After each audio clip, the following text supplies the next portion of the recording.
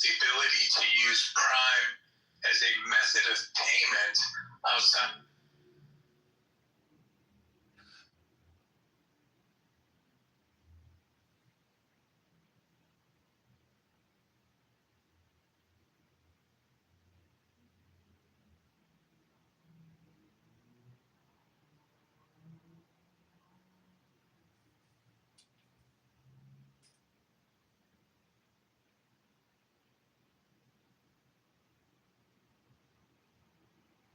Me sell all your organs so I can buy myself a new house.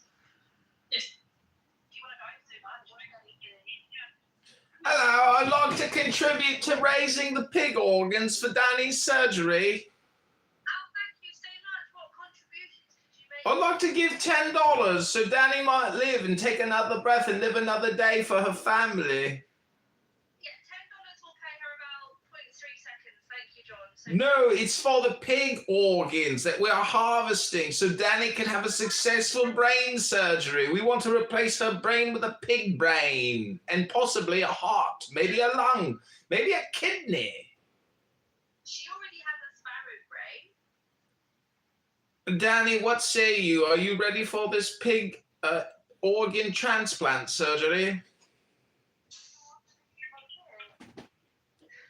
oink, yes, you do. You can't speak English unless you can speak like this, you know. You're not speaking. Anyway, yes, we know. Oh, hey, John. Hey, John. I haven't seen you for a month, I guess. How have you been? I'm excellent. I'm in the process of raising money so Danny might live. That's nice. So are you still live streaming, like, the room? Like, are we on the stream? Are we on live now? Yes, but I'm about to leave so I can read my book and do my morning meditation and smoke my cannabis and drink my coffee. That's nice. Were you able to have a lot of supporters, like gain a lot of supporters and followers for the past month? Yes, we have over 10,000 supporters who tune in regularly, and everyone is very excited about Danny's upcoming surgery. They're hoping that she'll get a new brain so she'll stop coming to this dog shit app with all these dog shit people who waste all her fucking time. Maybe she could actually accomplish something in her life. John, I actually accomplished something. I had to do my assignment on time. Oh, shut up, you little runt. What the fuck? I thought we were friends. Fuck you, John. Don't add me on Instagram anymore. I'm not interested. But I love you. I don't wanna, make coitus with you. I just want you. Coitus? You think I want to rub my johnnies up against your bullies? Please. Odds fish. Can't we just be friends? Odds fish. You know that you smell like bagel, so. Smell like bacon? What is that, some type of anti-Semitic joke? You're disgusting. It's whatever you want it to be. Are you a Muslim now?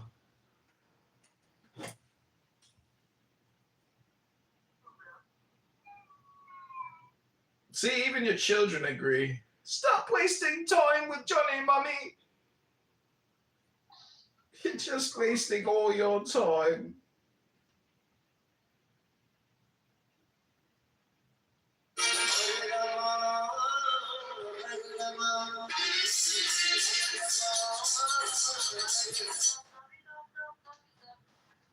What happened to Danny? Oh, she wised up. That maybe this room was the surgery. Yeah. John, are you lonely? Lonely. Love. I've got love everywhere. Love coming out of my pockets. Love coming out of my shoes. I got love in my backpack. I got love in my car. I got love in my house. I got love in the sky. I got love everywhere. How can I be bored with so much love? I love you, John. You love me, but you don't want to do the coitus. Not quite, but I'll do everything else. You'll do everything else but coitus.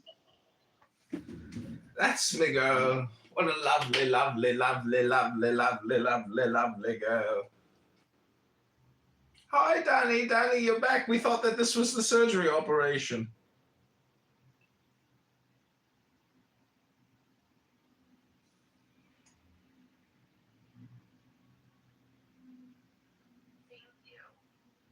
Thank you. Don't worry, Danny. Thank you. I appreciate you for making me see.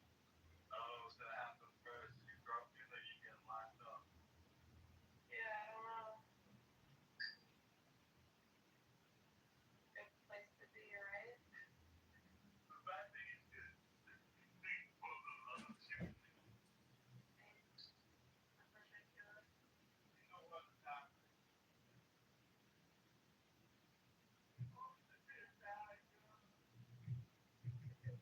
He said I'm gonna live longer than everyone.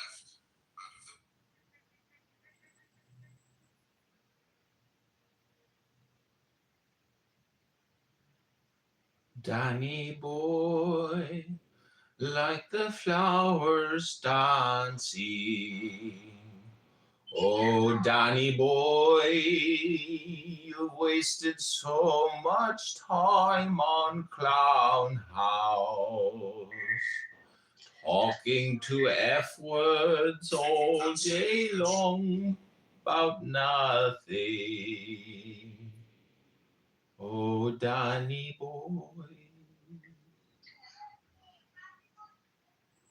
Mommy, I want to go outside and play at the park.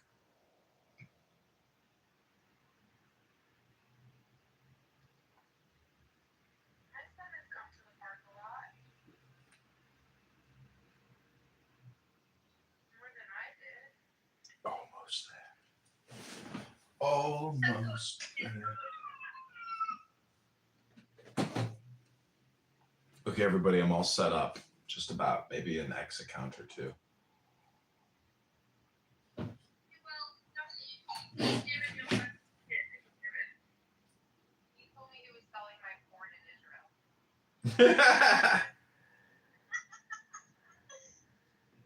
Did you? Were you able to make a profit from that photo video?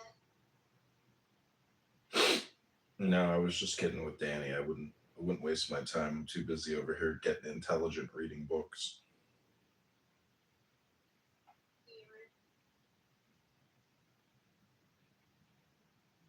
What are you reading right now? I'm reading the best enlightenment quotes and passages to awaken your hidden clown house Buddha.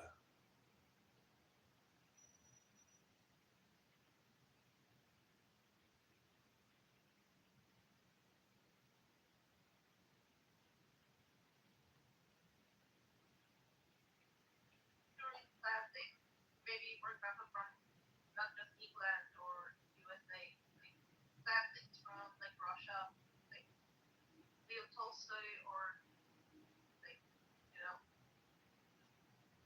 like Kafka. Kaka? Kaka? No. I had Kafka. Yeah, Kafka. Actually, he's a German, like a Jewish writer. Jewish? Writer, yeah. That's only like international classics. Jewish people aren't very popular right now. They've been accused of genocide.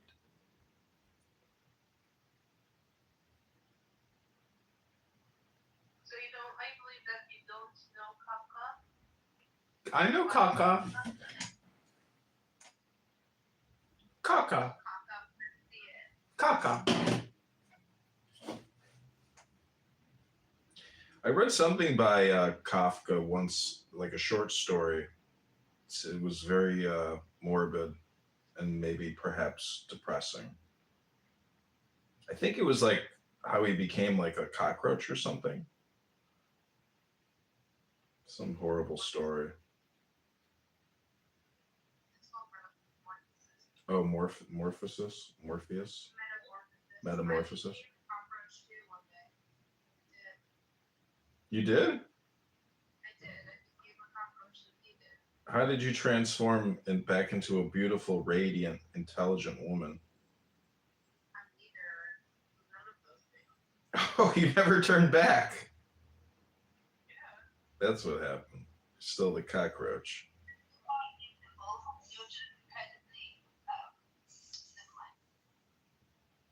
Go take your vitamins. Go take your vitamins and stop bothering us. Go ask your king why the fuck your country has turned into a fucking Afghanistan. It's ridiculous.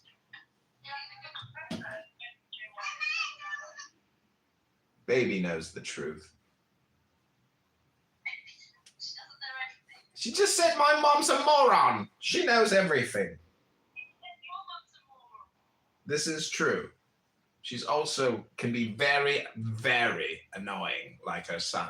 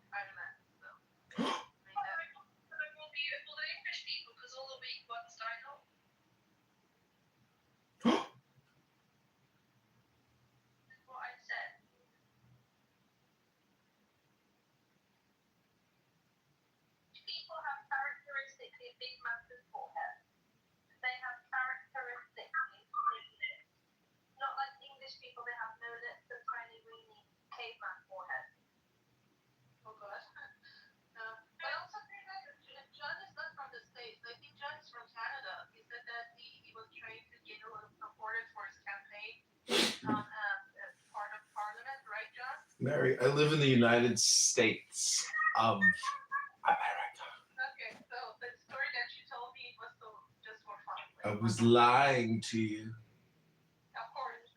I know. It's a lie. Like, you know, like you play video games, your character has backstory. Like, what the? Baby knows. She's looking for your picture. Michael Jackson. Baby knows. Mommy is a wanker. Hey, John, come on. You can't say that in front of kids. Not in England. That's illegal.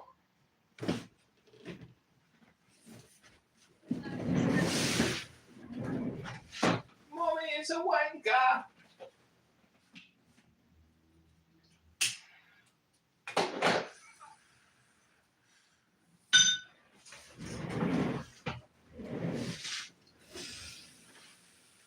Okay, everyone. The time has come for the meditation.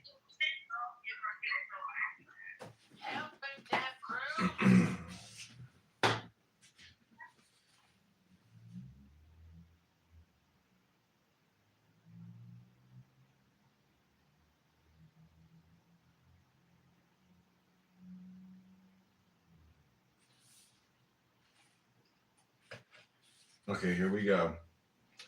I call this the Om Show.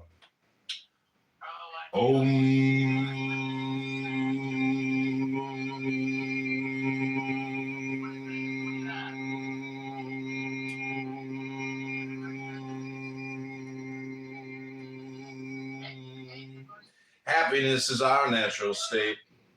Happiness is the natural state of little children, to whom the kingdom belongs until they have been polluted and contaminated by the stupidity of clubhouse society and culture. To acquire happiness, you don't have to do anything, because happiness cannot be acquired. Does anybody know why? Because we have it already. How can you acquire what you already have? Then why don't you experience it? Because you've got to drop something. You've got to drop illusions. You don't have to add anything in order to be happy. You got to drop something. Life is easy. Life is delightful. It's only hard on your illusions, your ambitions, your greed, your cravings. Do you know where these things come from? From having identified with all kinds of labels. Whoever realizes that the six senses aren't real, that the five aggregates are fictions, that no such thing can be located anywhere in the body, understands the language of Buddhas. Like a magician's illusions, dreams and a moon reflected in water, all beings and their environments are empty of inherent existence, though not solidly existent. All these appear like water bubbles coming forth in water. Presently, you think you are mixed up with the mind and are trying to disentangle yourself from the turmoil of thoughts. But both the mind and the one trying to disentangle itself share the same unreality. Both are imagined inside the unchanging. What perceives this is the real.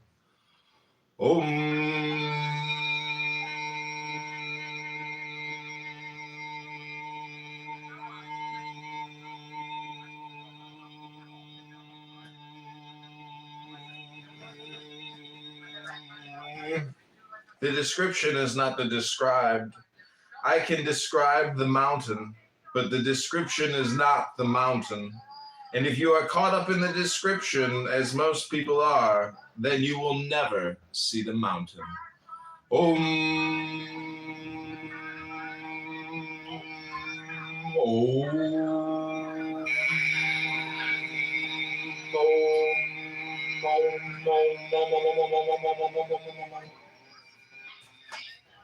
Happiness is our natural state. Happiness is the natural state of little children.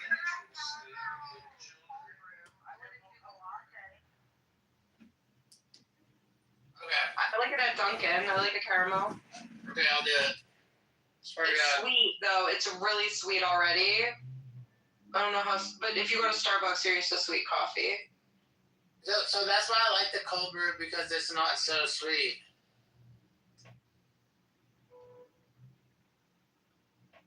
Okay, I'm gonna cold brew with the caramel.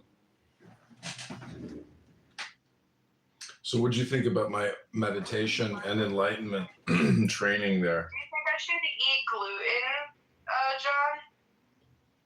I think you need to probably work out and stop worrying about whether or not you should eat gluten.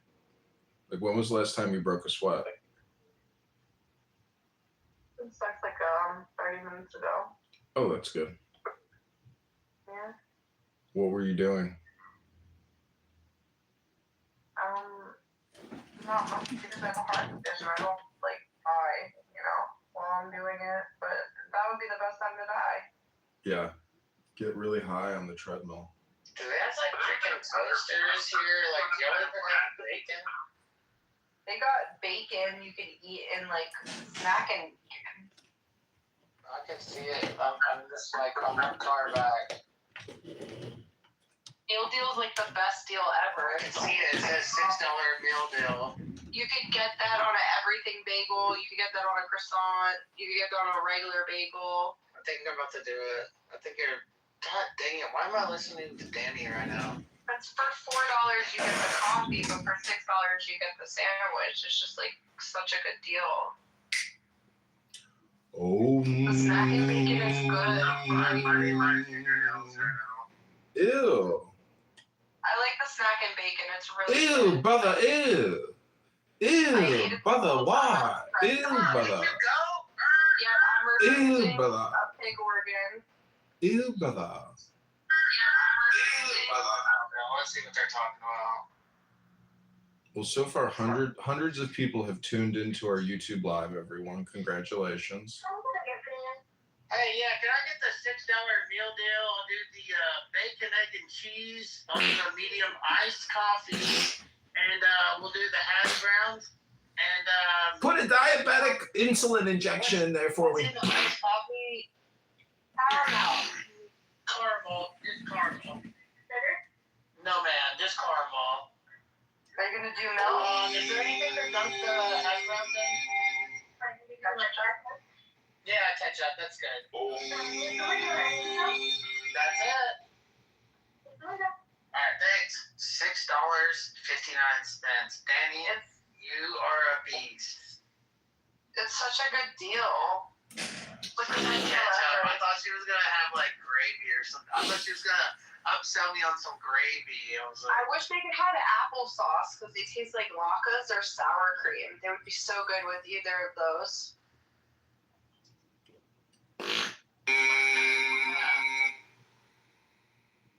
Brock, when was the last time you went to the gym?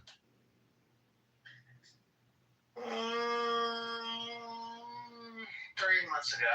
Oh. When was the last time you did a hip rotation and pulled and did stretched your hamstrings? Yesterday. Oh, that's good. I do that every morning. Give me 1 second. They're probably gonna ask for like a 1 second.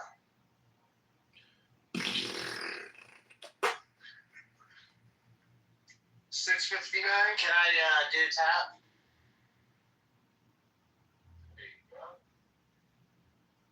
Put some respect on that name. Call that guy Mr. Brock. It's not working. Not here.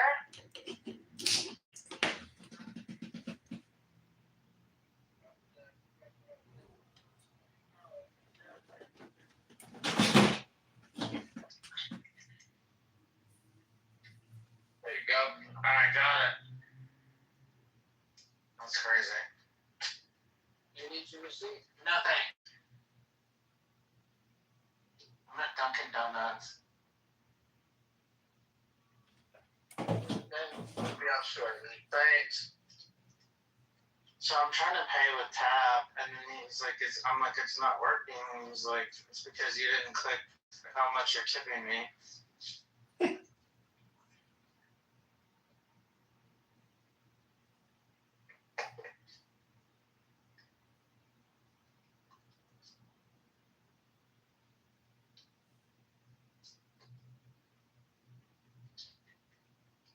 I had I ate Rocky Road at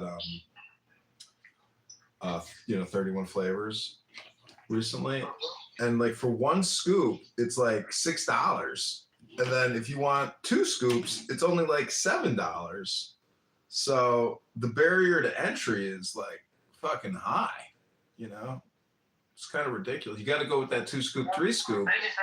Have a good one. Maybe get a cup and then share the Rocky Road. Life is better sharing. I think like you, John, like when I go to get I never thought of it, barrier to entry sounds like really smart, like the, words that I don't know. But that's why I love the $6 meal deal. It's just so cheap. You're saving so much money. It's just like marketing genius. It's like a win-win for everybody. It means there's a lot of people competing, and it means that to reign supreme, basically.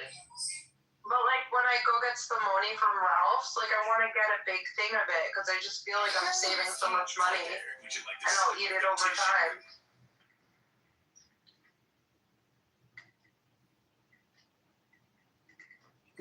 Where do you live, Danny? New York.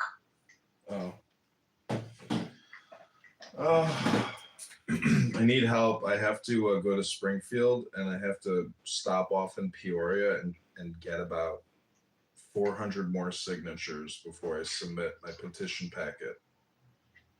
Are there events to go to? Are you allowed to just solicit at fairs? Yeah. Farm stands, All is fair. farmers market, Greek. Go to the Greek events. I always see the Danny, you can pull your tits out at any freaking festival you want, and you'll be famous. You'll be the girl that listen, on Clubhouse, you're already doing it. Mm-hmm. You got this. Wow. we ran into the family business that flashed everyone and put something against the Pope.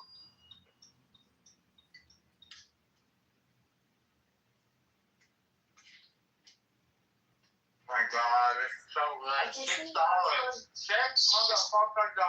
bro. I'm telling you, it's the best deal. So wait, what did you get? What is only $6? A $6 meal deal, bacon, egg, and cheese on a bagel with a medium iced coffee. She said, "What do you want to put in it?" And Danny said, she shouted caramel, and I said caramel. What else did I get? I think I have something else. I don't know. It's a meal deal. The What- butter pecan is so good. They had pistachio all spring. It was so good. Wait, what is it? Is it a sandwich? A breakfast sandwich? Well, these are flavors of coffee. It kicked me. Absolutely, bro. There he is.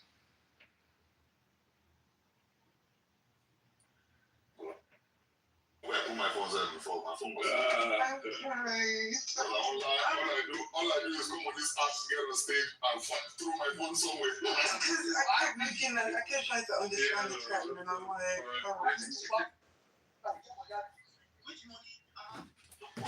Chicago, Chicago, that toddling town, Chicago, Chicago, I will show you around. I love it. Kick me.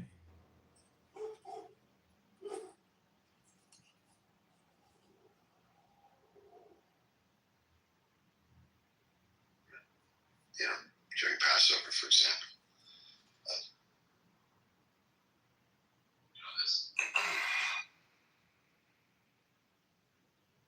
Very tenderness and pain, broad. It was one of those places where it was life and death. It's kind of crazy. They can cut so many vegetables. Cannot. All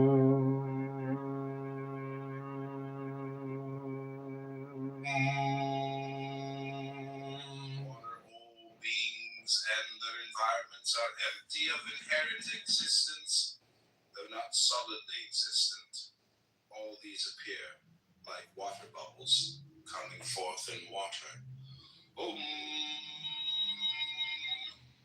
Presently, you think you are mixed up with the mind and are trying to disentangle yourself from the turmoil of thoughts.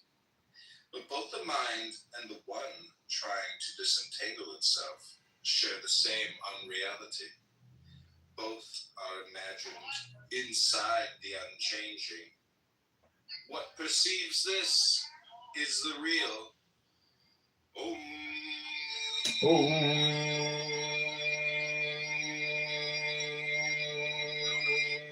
All beings and their environments are empty of inherent existence, though not solidly existent. All these appear like water bubbles.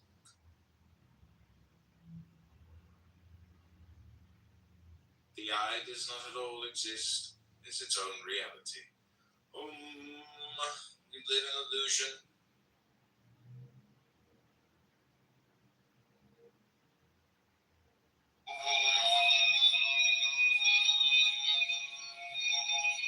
Water, all beings and their environments are empty of inherent existence.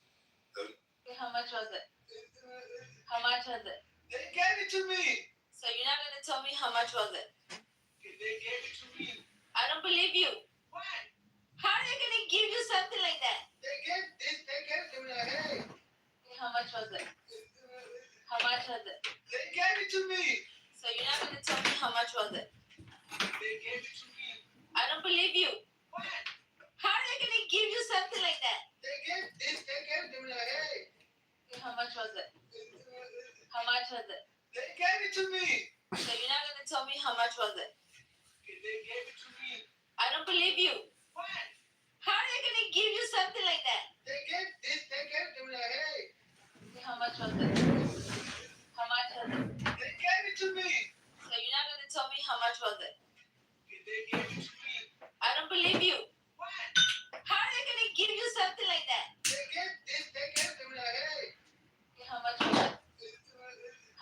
it? They gave it to me. So you're not gonna tell me how much was it? They gave it to me. I don't believe you. How are they gonna give you something like that? They gave it to me like, hey.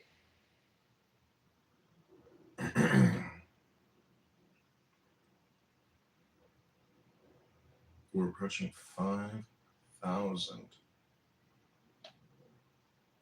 videos, not subscribers. Should be the other way around, but when you do it this way, everything's backwards.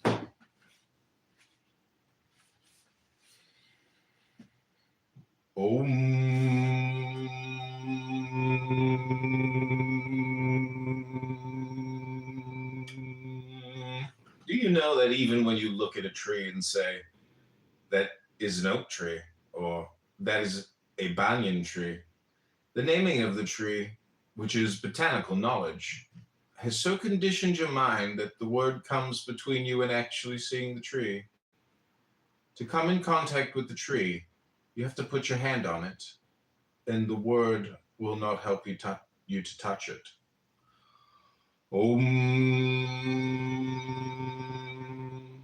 All philosophies are mental fabrications. There has never been a single doctrine by which one could enter the true essence of things.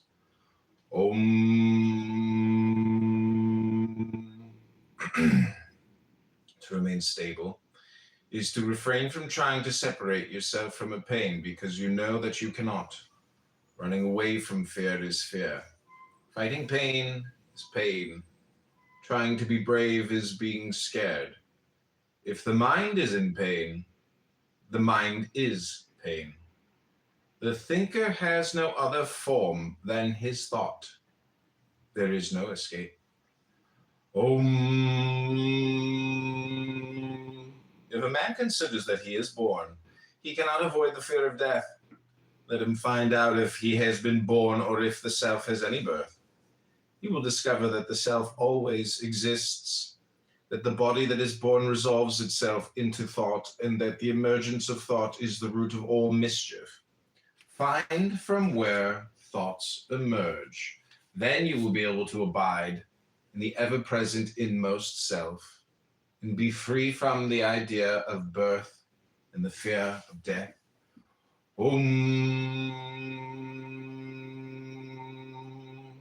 Fear is a natural reaction to moving closer to the truth. To be fully alive, fully human, and completely awake is to be continually thrown out of the nest. To live fully is to be always in no man's land, to experience each moment as completely new and fresh. The fear of anything is the fear of death, and the fear of death is the same as the fear of life. You cannot live fully until you are willing to die fully. You cannot die fully until you are willing to meet the fear of death fully. If you really meet the fear of death, you are at peace.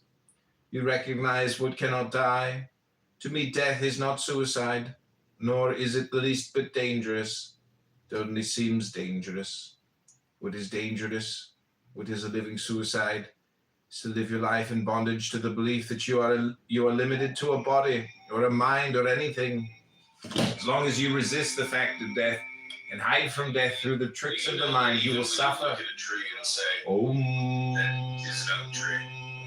That is a banyan tree. The naming of the tree, which is botanical knowledge, is so conditioned your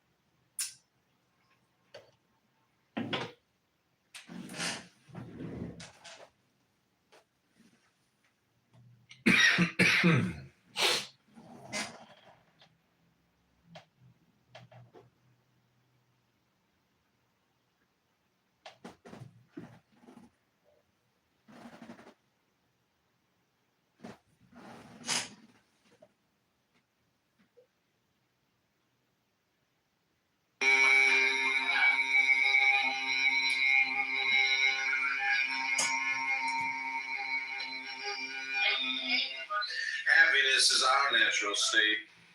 Happiness is the natural state of living.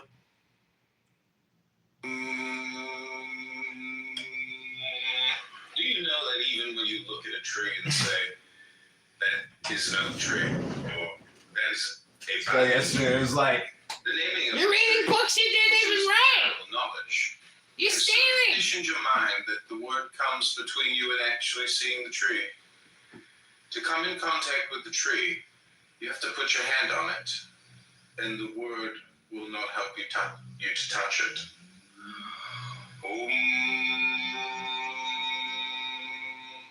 All philosophies are mental fabrications. There has never been a single doctrine by which one could enter the true essence of things.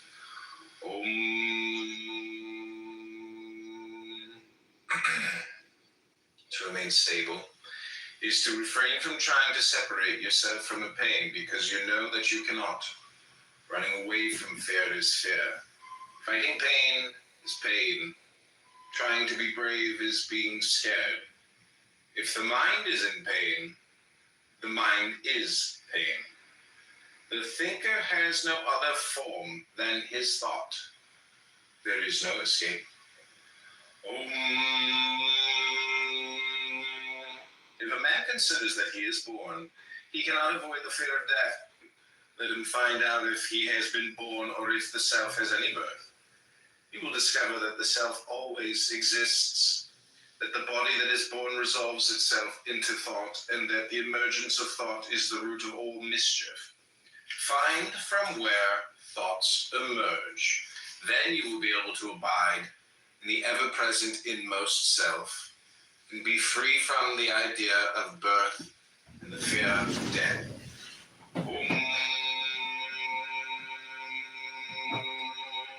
Fear is a natural reaction to moving closer to the truth. To be fully alive, fully human, and completely awake is to be continually thrown out of the nest. To live fully is to be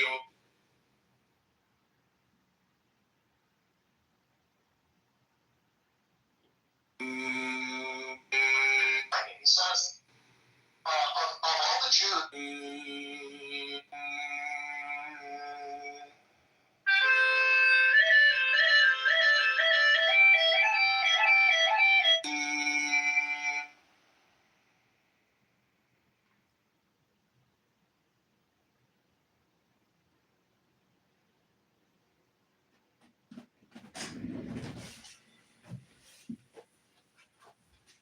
okay, this next chapter is called Love.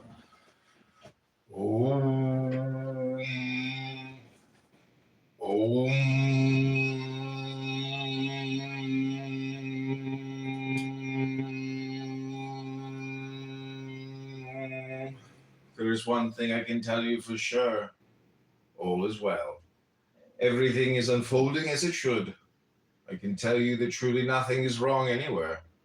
If you think you have a problem, that's the mistake. Thinking you have a problem. As soon as you stop thinking, everything will go around. Always say yes to the present moment. What could be more futile, more insane than to create inner resistance to what already is?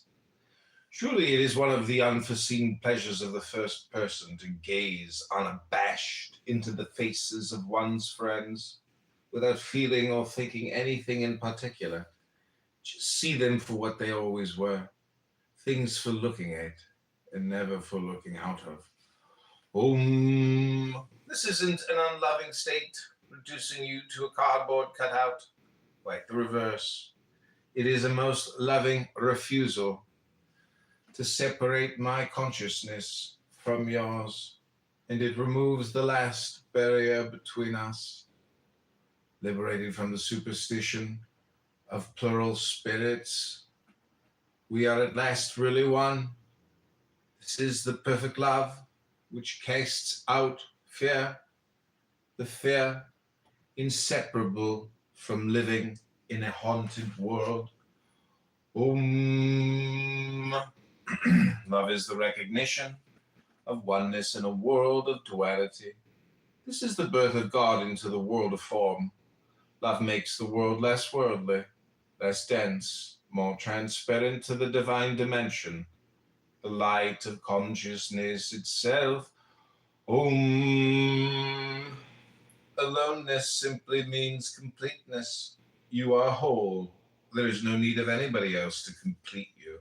So try to find out your innermost center, where you are always alone, have always been alone, in life, in death, wherever you are, you will be alone.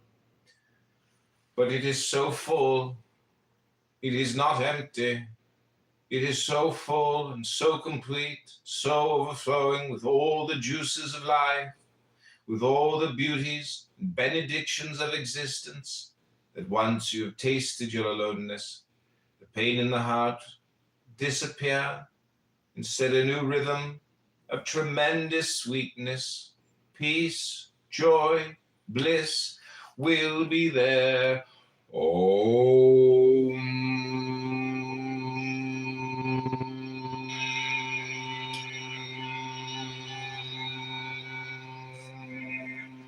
There's one thing I can tell you for sure. All is well. Everything is unfolding as it should. I can tell you that truly nothing is wrong anywhere. If you think you have a problem, that's a mistake. Thinking you have a problem. Soon as you stop thinking, everything will go alright. Always say yes to the present moment. What could be more futile, more insane than to create inner resistance to what already is? Surely it is one of the unforeseen pleasures of the first person to gaze unabashed into the faces of one's friends, without feeling or thinking anything in particular. Just see them for what they always were, things for looking at, and never for looking out of. This isn't an unloving state, reducing you to a cardboard cutout, like the reverse. It is a most loving refusal to separate my consciousness from yours, and it removes the last barrier between us, separated from the superstition of plural spirits. We are at last really one. This is the perfect love which casts out fear, the fear inseparable from living in a haunted world. Love is the recognition of oneness in a world of duality. This is the birth of God into the world of form. Love makes the world less worldly, less dense, more transparent.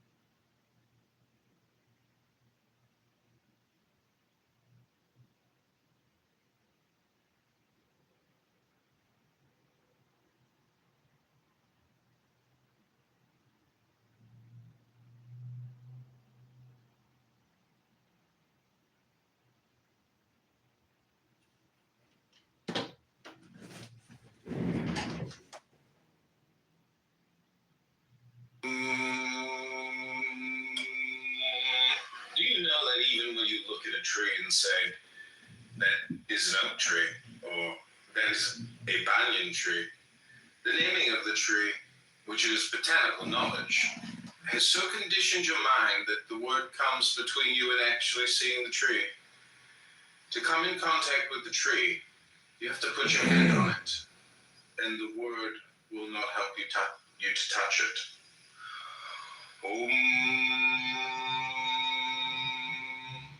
All philosophies are mental fabrications. There has never been a single doctrine by which one could enter the true essence of things.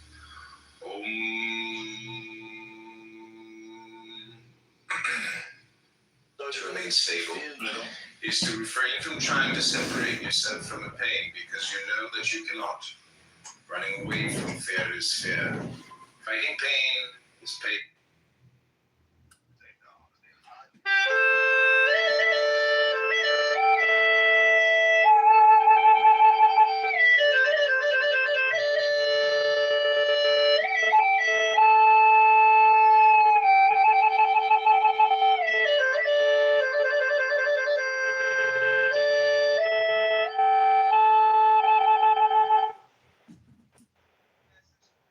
I'll be real, dog. Some niggas can't handle rejection, man. It really hurts their feelings, bro. Like, for real. You know what I'm saying? Like, some niggas can't take the answer no. It really be fucking with some niggas, man. For real. It do.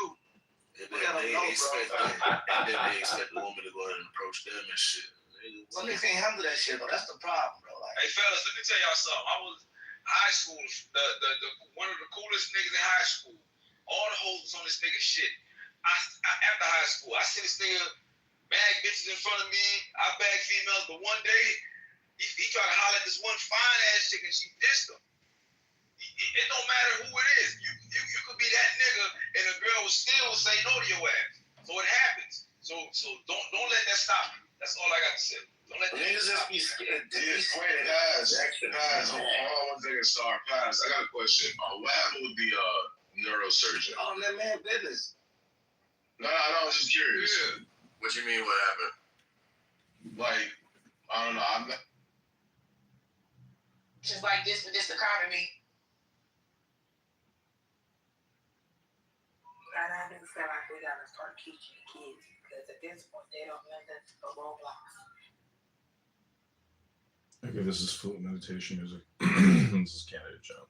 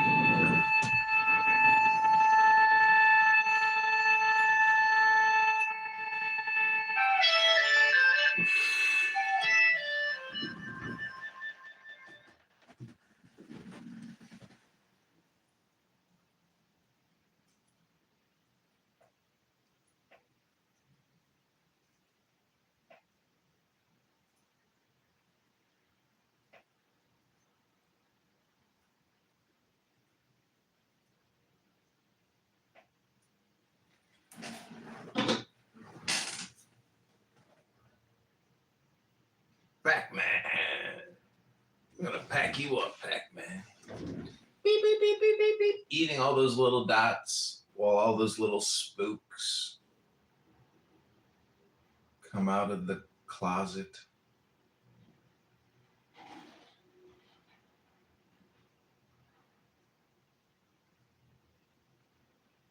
Have you ever thought about what Pac-Man is? Pac-Man is you. Moment to moment, dot to dot, while F words and N words come out of the closet trying to kill you. That's you.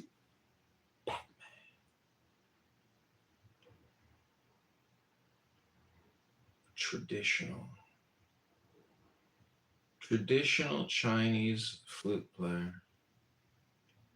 Traditional Chinese flute music.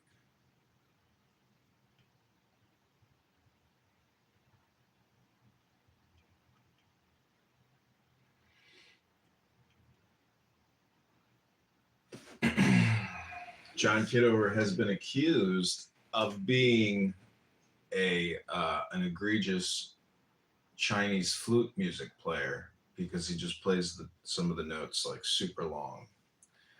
He's like the laziest Chinese flute player you've ever heard. But you know what? It actually sounds a lot better when you take your time.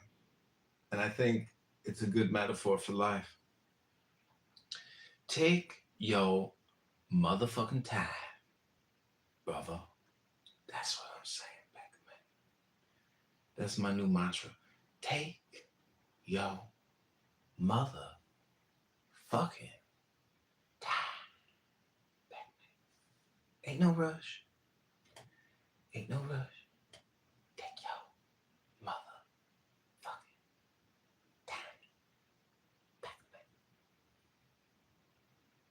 What you think about that? What you think about that?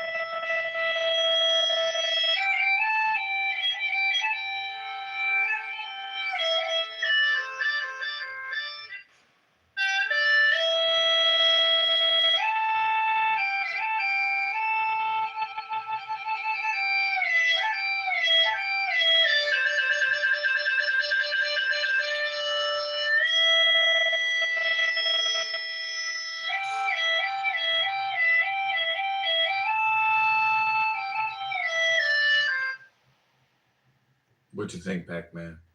That's my new 3-minute hit on YouTube. Do you know that even when Called Traditional Chinaman Flute Music. But I'm actually also doing a meditation show here called Om. Om is the sound of the universe, the sound of creation. Om, the sound of all sounds. Om, a positive vibration from the interstellar universe.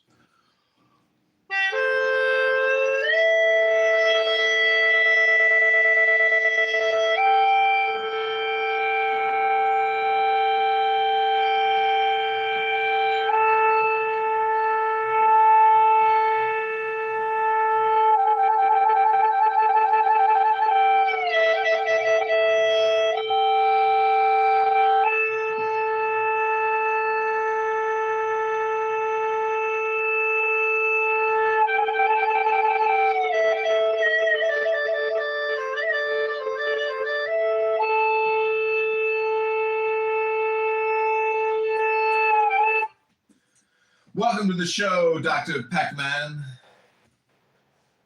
What's up, man? How you doing? I'm flowing with the vibes of the universe, baby. Okay, what does that mean? Om is the sound of all sounds. Om.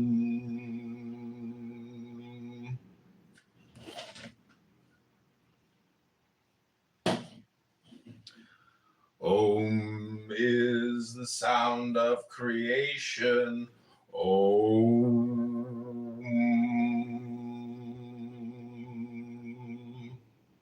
Do you honestly believe this?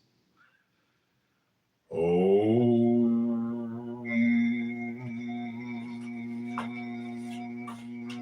The consciousness in you and the consciousness in me, apparently two, really one, seek unity, and that is love. Om. The only thing that is eternal is love. This love is the beloved and the lover. You are not to make any efforts in this relationship. When you are in front of your beloved, this beloved will not ask you to make any effort. This beloved will take care of you, and whatever she does, you will accept it. At that time, you will not think what is going on, because in love, there is no dialogue. In love, there is no dialogue, no question, no answer. Simply both are quiet. You are quiet and your beloved is quiet. Something great is about to happen now. You have to wait. When you don't make any separation between the beloved and the lover, you have found the secret that you have never been separated from anything. This is all you have to do. Did you get this secret?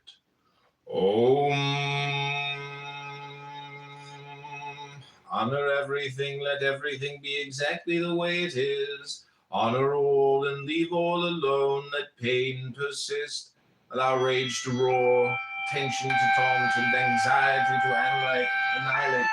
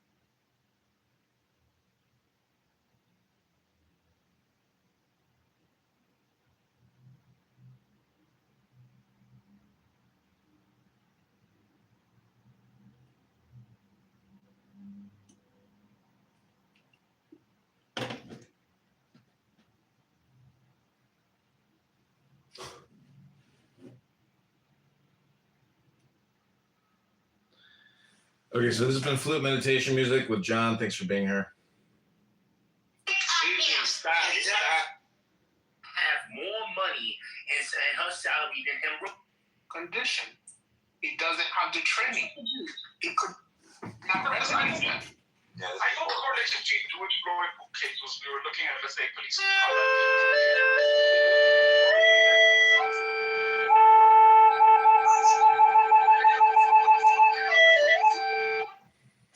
Thinking about this dumbass conversation. Comfortable. You should. Now, are you still a leader? Absolutely. But you should feel uncomfortable. Yes. You should feel comfortable because you're the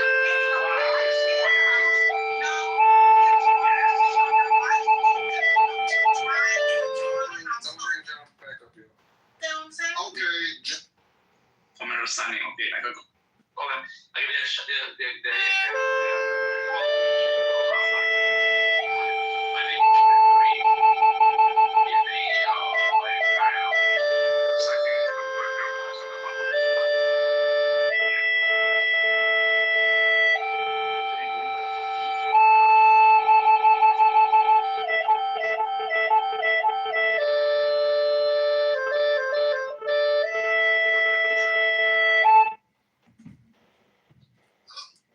Oh, John. John, I wish you could contribute to the conversation. Chosen, did you see my message? I responded to you. The message that I received comes from God. It didn't come from the Quran, but I know it's in the Quran. Do I know where it is in the Quran? No, I don't. I've not read it yet, but I know it's there. How do I know it's there? I know because it's been revealed to me. I can find it. I can go in the Quran now and use ChatGPT. This is like next level trolling. Okay, but it's not one that should be foreign to you. It's a message you've received several times before. Jesus said the same thing. The prophets before Jesus said the same thing. And I know it will be in the Quran because Muhammad is a true prophet. I'm flowing with the vibes of the universe. You read the book 3 times and you've never seen a single ayah in the Quran that says you should love people. Okay, so now I'm gonna pull it up. You've read the Quran 3 times and you've never seen a single one. Let's pull it. Surah 283. A'udhu billahi minash shaitani rajim. Bismillahir rahmanir rahim. Speak kindly to all people. Okay? Talks about say good words to people. Surah 283. That's kindness. To all people. All people. It doesn't say Muslims. It doesn't say Jews. Okay? Surah 4:36. Do good to everyone. We're about to blast them with the foot. Including parents, relatives, orphans, the poor. It doesn't say if the orphans are Muslim. It doesn't say the orphans believe in Muhammad. It says orphans, including atheist orphans, including Jewish orphans. The poor, the near and the distant, even those in Israel, even those in Gaza. The companion by your side. The first person you see in front of you when you leave, wherever you are, or whoever is beside you, and the traveler. All people. That includes all people. Okay? Surah 60, verse 8. Be fair and kind to even to non-Muslims who are hostile. Okay? Water, old beings, Allah does not forbid you from being kind and just towards those who do not fight you. Be kind. Okay? Surah 41:34. Repel hostility with goodness, so enmity turns into close friendship. It doesn't say kill the hostiles. It says repel it with goodness. Oh, he said about another prophet coming. Okay, so you will, again, this is a message delivered to me. It doesn't have to be in the Quran. Referring to be a message. Muhammad didn't go to the Bible to get a message. Jesus didn't go to the Torah to get his message.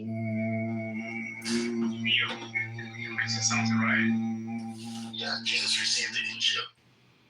Okay, that was a unique message for him. Okay, what do you mean he said? What do you mean he said? He said, I told him, Jesus.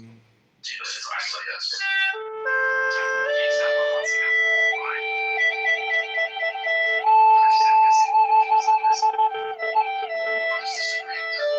I see Jesus basically.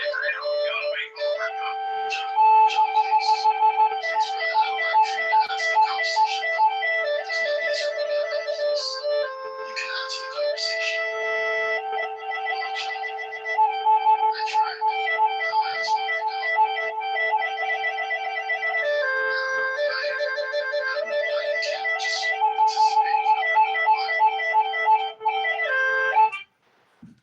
I don't know why you do this, John. Are you saying like you half Muslim, half Christian? Prophet? Who? Me? Yeah. I'm not a Christian. I've been saying this over and over again. I'll say it 10 times more because I think there's still a belief that I'm saying that I'm a Muslim prophet.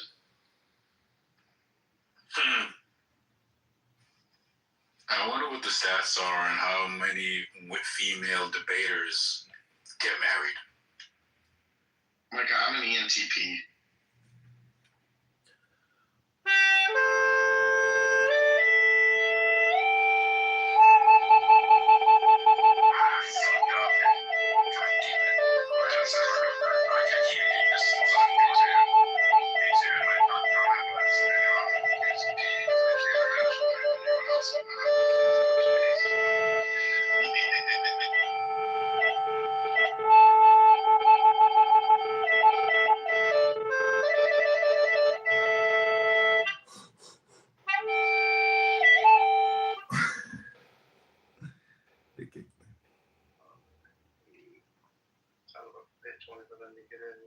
I'm bad. Did I mess up the room? No, because you want to know something? I definitely agree with that. I wholeheartedly. And the thing is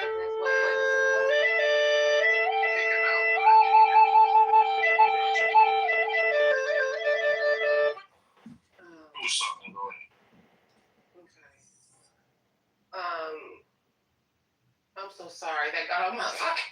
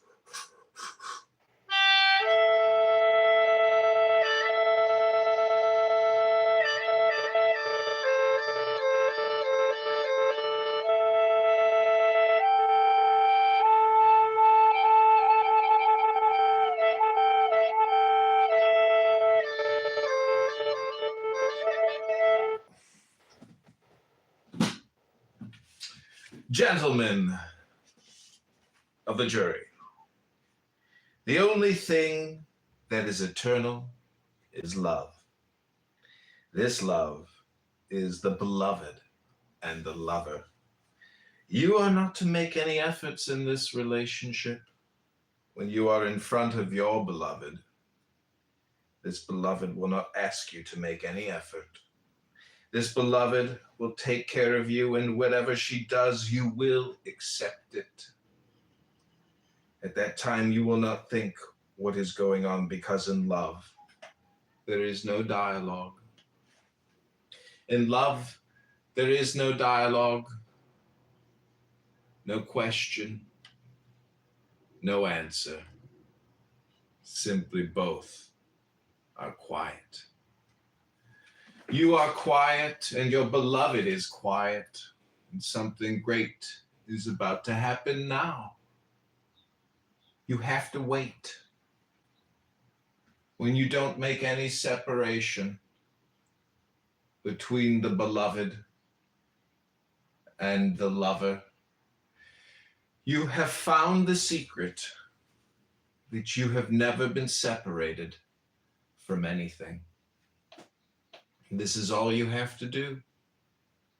Did you get this secret? Honor everything. Let everything be exactly the way it is. Honor all and leave all alone. Let pain persist. Allow rage to roar, tension to taunt, and anxiety to annihilate. If you can do this, all the illusory guards blocking God will die. What will be left, my friend, is the fearless state, the end of the fear of love. This absolute intimacy of pure experiencing is what we call love. It is the absence of distance, separation, or otherness. There is no room for two there. Love is the experience of pure non-duality.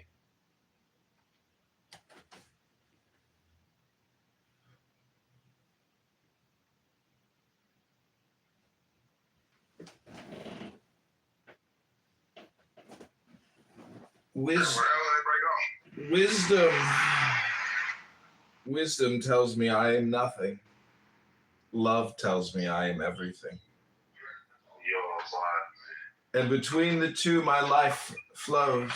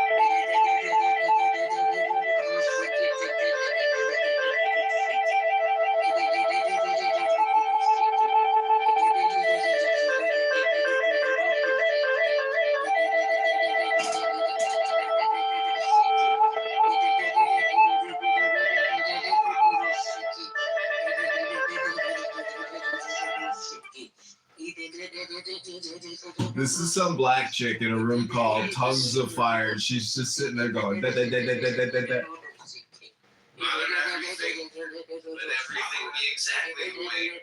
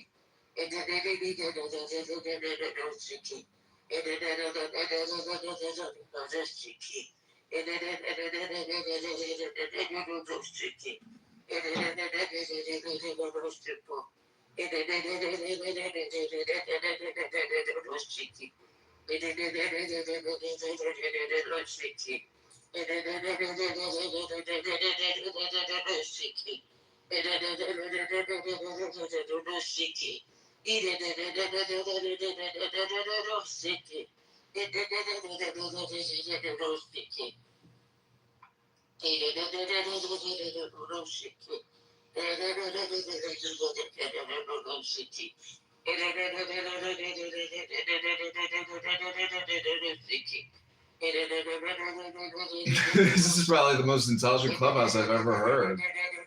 The unintelligible clubhouse.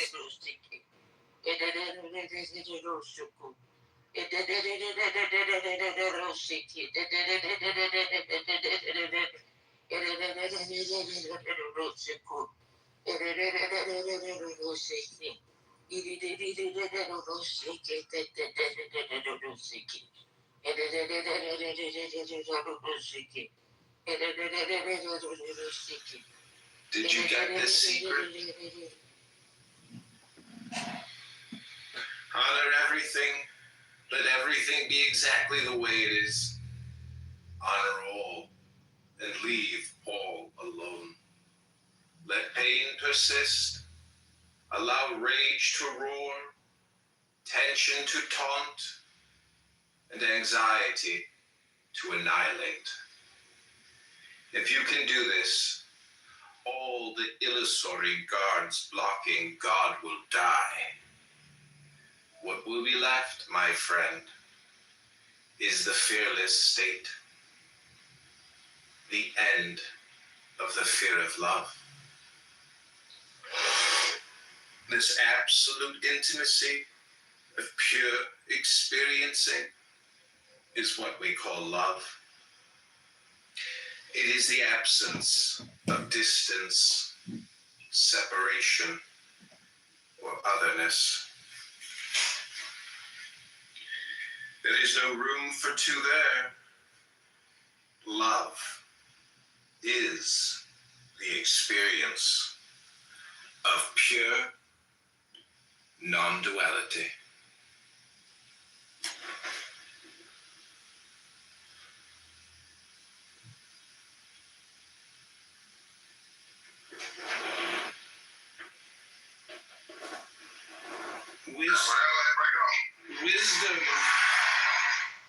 Wisdom tells me I am nothing. Love tells me I am everything. And between the two, my life flows.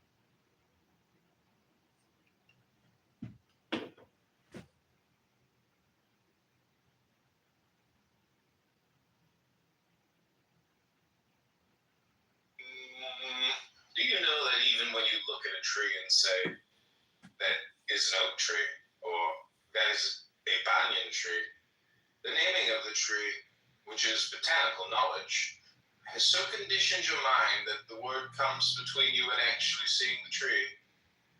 To come in contact with the tree, you have to put your hand on it, and the word will not help you to touch it.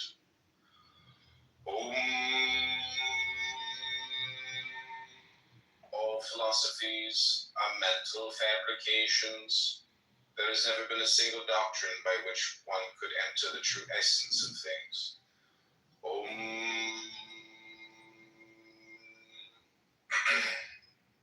To remain stable is to refrain from trying to separate yourself from a pain because you know that you cannot. Running away from fear is fear. Fighting pain is pain. Trying to be brave is being scared.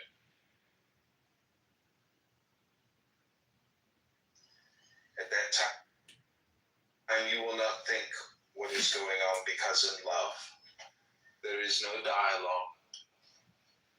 In love,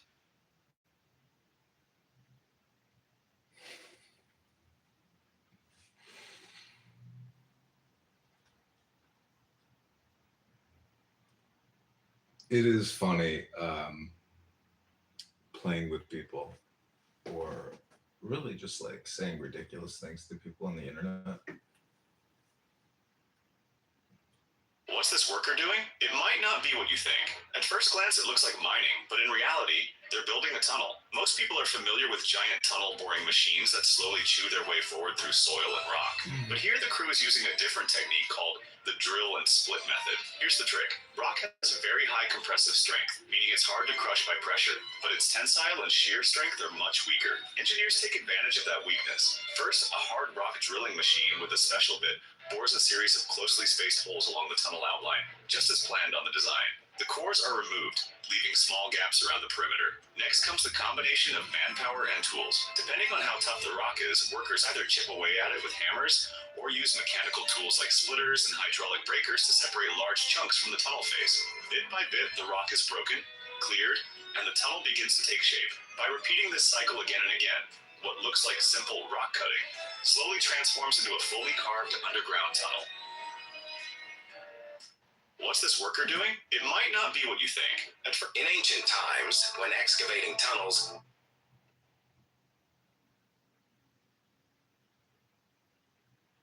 Watch closely. These crew members are cleaning up the cargo hold, and one wrong move could cost them their lives. The ship had just carried coal, but its next job is hauling grain. That means the hold has to be spotless. No coal dust, no residue, absolutely clean. The pay, though, makes the risk tempting. 17 sailors can earn $300,000 if they finish the job in 6 days. But the scale is massive. This ship's cargo hold can carry up to 10,000 tons, and the height alone is intimidating. Cleaning it isn't just sweeping. It's a dangerous grind. The crew uses high-pressure hoses to blast every corner, and for spots the water can't reach, they have to climb up and scrape by hand. The rules are strict. No leftover coal, no water droplets on the walls, no puddles on the floor. Inspectors will even use drones to check hidden areas. And here's the catch. Most of the time, even after days of hard labor, crews still fail the inspection. When that happens, the shipping company calls in professionals. With the right equipment and experience, these specialists can get the job done in just a single day and pass the inspection with ease. Would you risk your life for a paycheck like that? What's this worker doing? All I gotta do is clean a boat, and I can make $100,000. So we have tons and tons of videos on private. Wow, we got ones even from 11 months ago. This is wild. What is this? Oh, shit.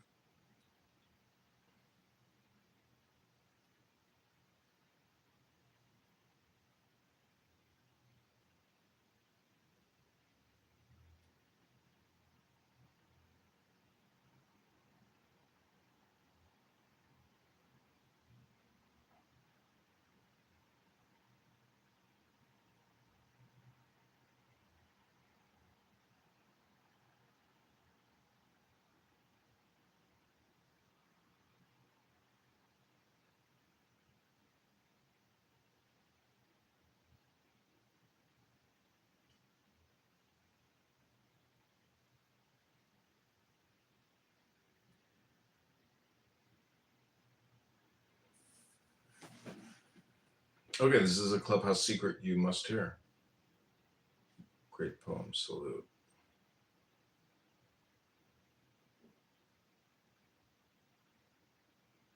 It's that, and the third, and all I did was go get the real work. You know, I went and pulled Ariota's brother's obituary, got his daughter's information, all that, good stuff, and some other things I'm not going to mention. I wanted to be a surprise for him, But it's just like, yeah, every bitch that played with me, I got y'all. So it's like, what are we doing now? Ariota. Dude running around the app PTR and some ugly bitch from St. Louis saying it's my mama. Child, I need every bitch that said they was really doxing to just sit the fuck down. Because I think I'm the only nigga doxing. No shade. This is why he doesn't have a car. He spends all his time playing with people on Clubhouse. And he doesn't have a car. But this is why you don't have any kids. Or a family. I have 8 kids. Or anybody that loves you. I have 8 kids. You don't have 8 Serious, nothing. We done already ran the paperwork on you. I got your bankruptcies. I got so much stuff on you. Ariota is going to be, like I said, it's going to be unfair. It's literally going to be unfair. So if I was you, I'd just shut the fuck up. No shade. I have so much shit on air. They're going to have content for like months. This nigga's 60. Like, you know how much much shit you can do in 60 years? I got all of it. So now these niggas was sitting on the app.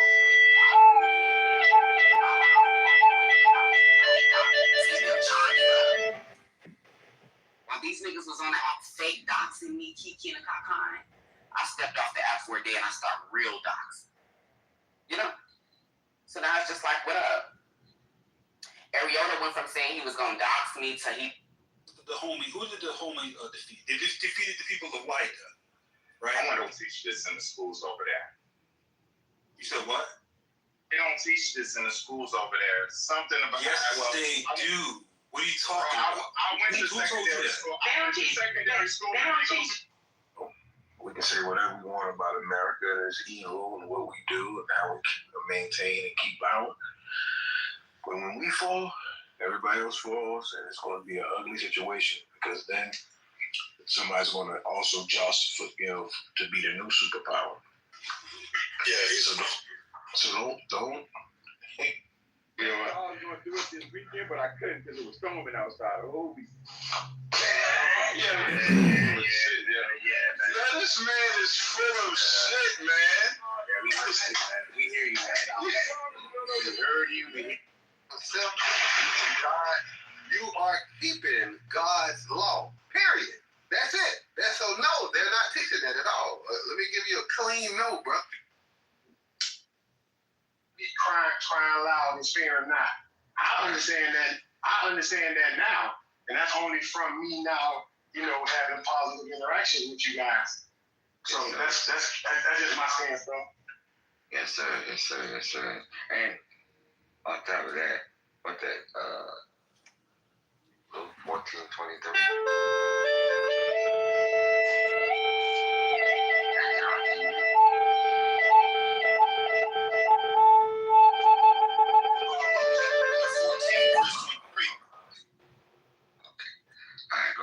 It's the book of Luke, chapter 14, verse 23.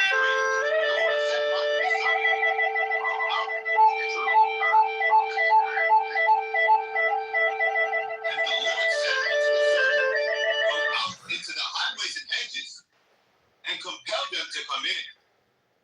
Should I apply? That's not healthy. So what I'm trying to do these days is say, you know what? Let's not put ourselves in a position of desperation where we need the executive. Let's. I said, go ahead. I'll take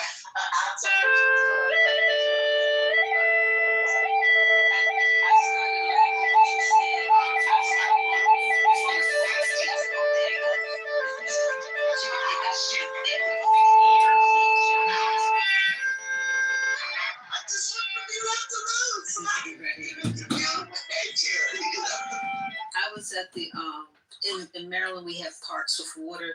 People do a lot of bike trail walking. This park is like 2 miles, 2.5, whatever long. So I stopped where there's like a little pavilion on the water, little place where you can do a little pit stop, and it's like a pavilion that's on the water.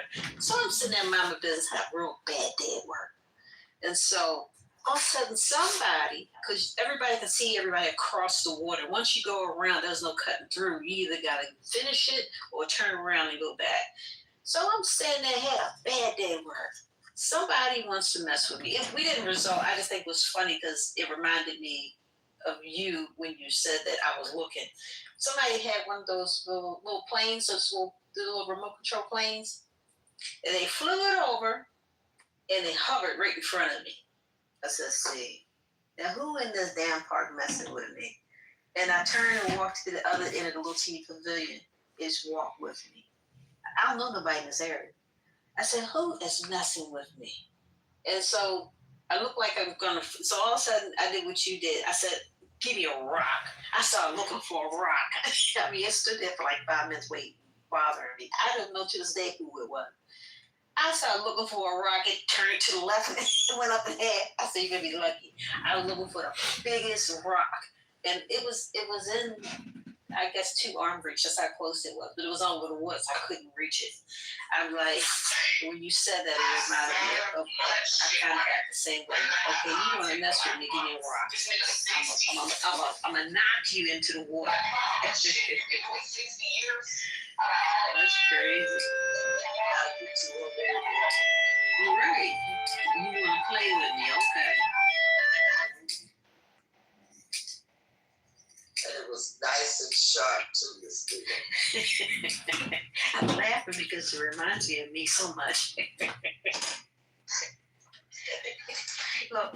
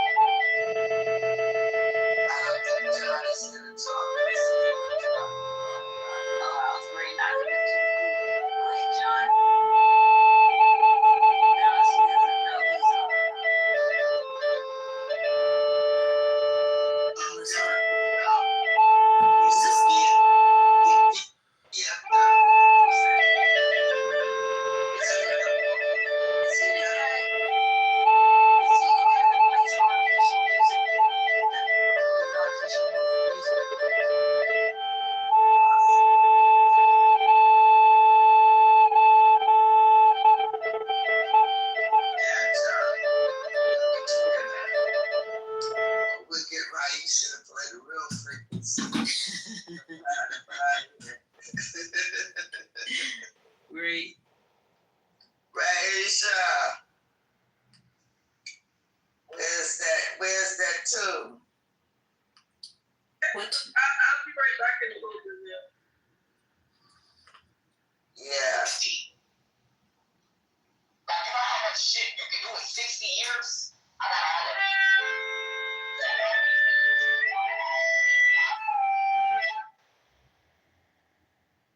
I no longer talk to people. I flute with people. That's it. We're done with the words. We're going straight to the flute.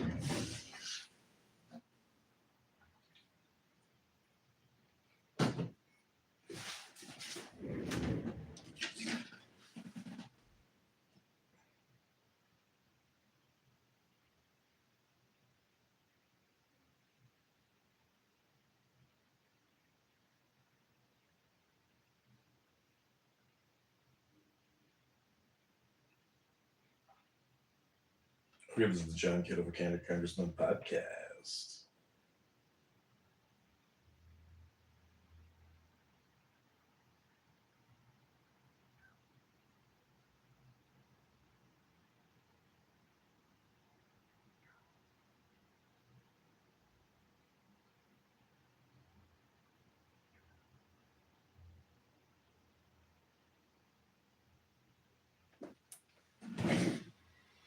Go to johnforcongress.com.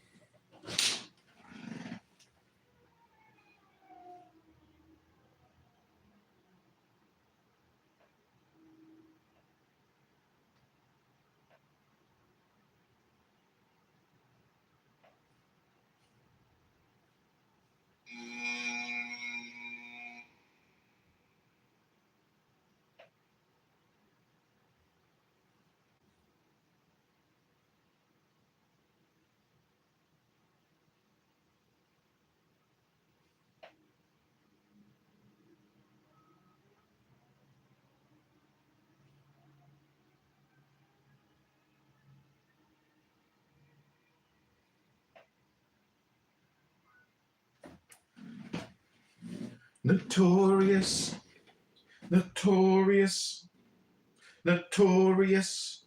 That's right. My name is Notorious. I'm a big, fat motherfucker. I eat McDonald's cheeseburgers. Welcome, Notorious. Thank you, John. you so much. Can you please off this replay zone? Disable. Delambara Chiriteng Shode. Why don't you disable this replay? Replays are on. Welcome to the room, Notorious. But is it mandatory or what? Mandatory? Yes. No. Then why did you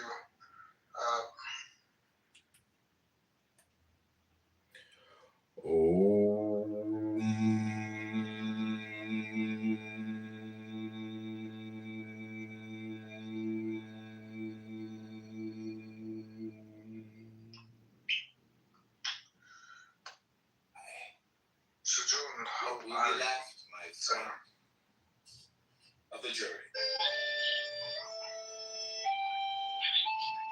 Question, no answer, simple. Oh, you are whole, then it will go around. And fresh, water, old, and fresh. The fear of anything is the fear of death, and the fear of death is the same as the fear of life. Okay, so what's up, Notorious? Sorry, can I please call you?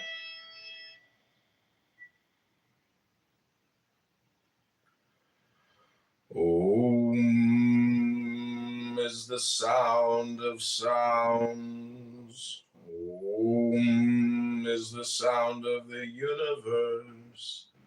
Om is the sound of creation. Om.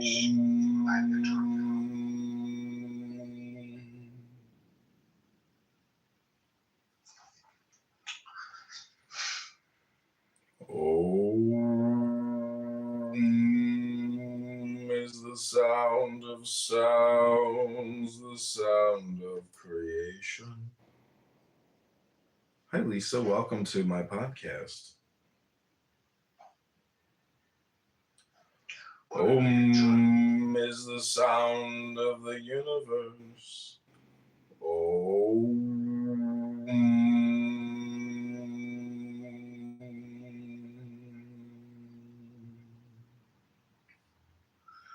Where do you live, John? Om is the sound of my location. I don't think the mechanics are cuss anymore.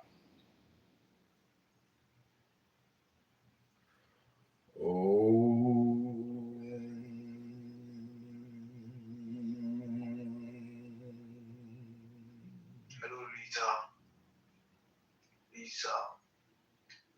Can you please pull over, John?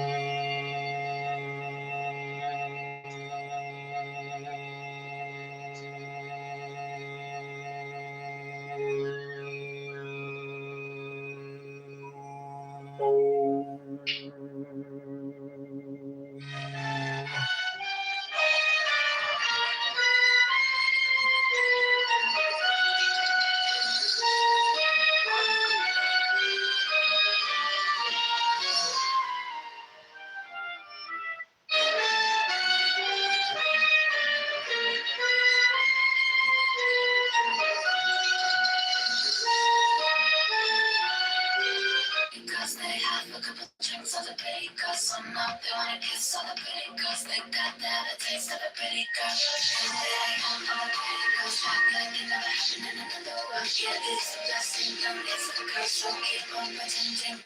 Cause they have a couple drinks of the pretty girls, so now they wanna kiss all the pretty girls. They got the taste of a pretty girl. And they hang on all the pretty girls, act like it never happened.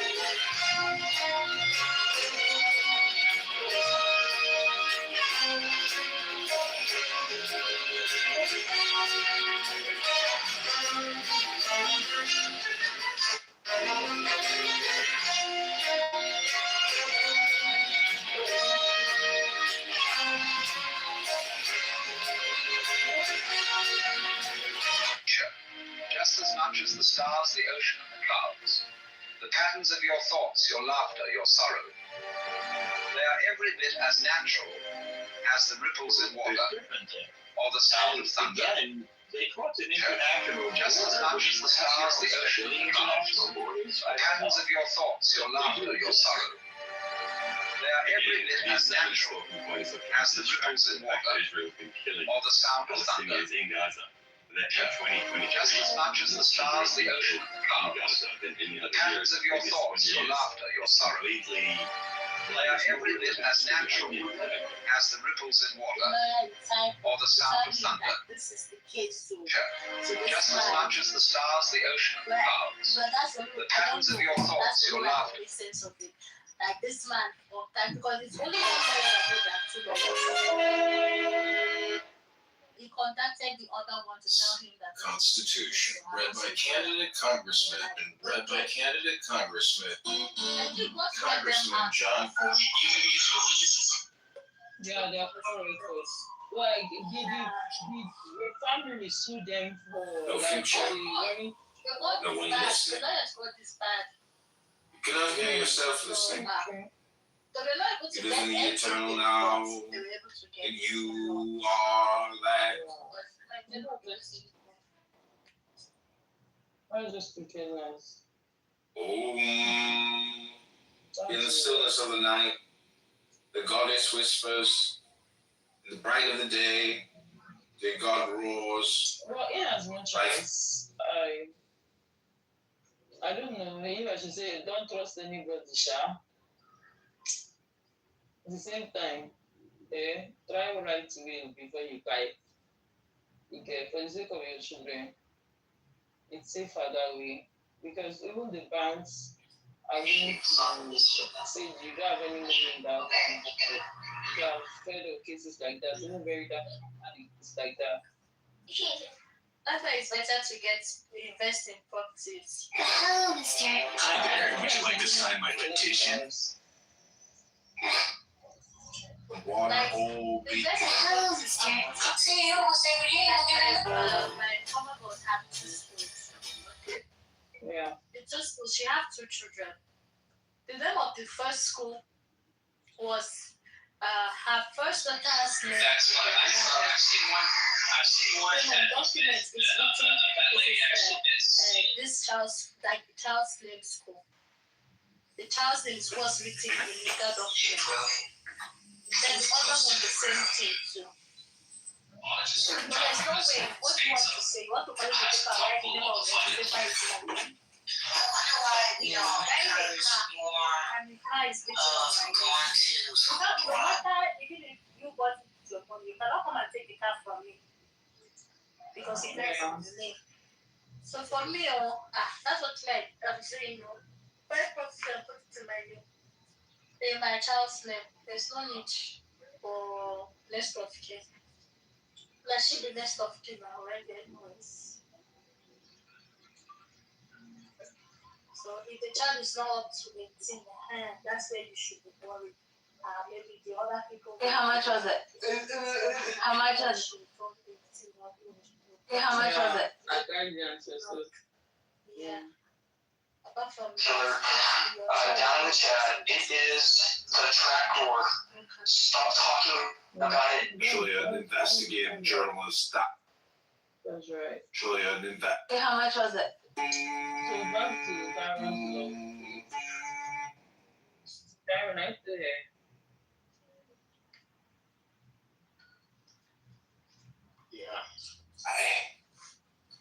What will be left, my friend, is the fearless state.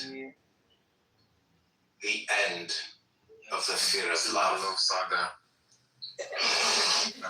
This absolute intimacy of pure experiencing is what we call love.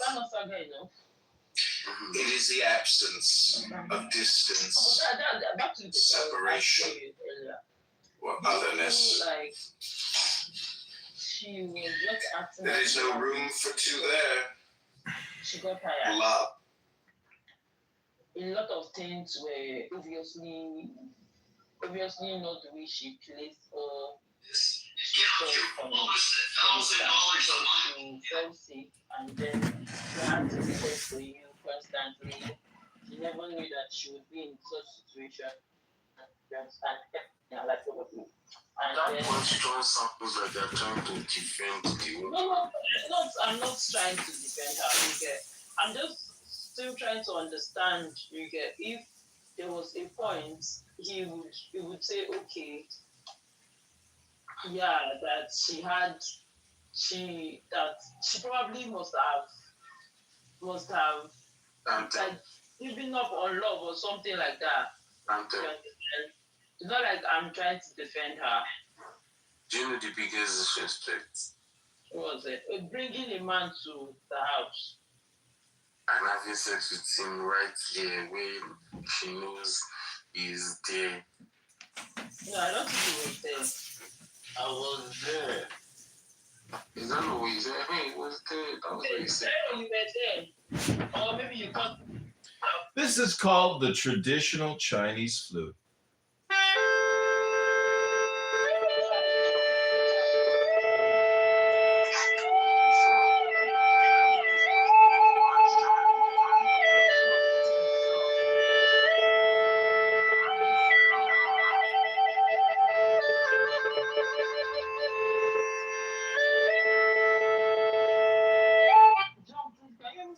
Your mic. I saw a dude with fringes on in the club, or I saw him eating a pork sandwich, or I saw her at his dude's house. You know, they make sincerely feel like that. But you have the select few that don't take the Lord's words serious. You know. And serve him in sincerity and put away the gods which your fathers served on the other side of the flood, and in Egypt, and serve ye the Lord. And if it seem evil unto you to serve the Lord, choose this day whom you will serve, whether the gods which your fathers served that were on the other side of the flood, or the gods of the Amorites, in whose land ye dwell. But as for me and my house, we will serve the Lord. Right, you got some people that sincerity. I'd like to talk about being in trouble. So why don't we start right there though? Because we disagree on the fact. Should we go look at the charter and see where it says that every let's go look at the charter together. Okay, I don't think this is my room. I don't think speaking to Zionists is helpful at all because they'll just continue lying and bringing up different topics and stuff. And Let's look at the charter together. So I'm going to look through, and hopefully we can talk like that. Have a good day. Fuck Israel. Don't you want to look at the charter, the master? Maybe we should say fuck Hamas.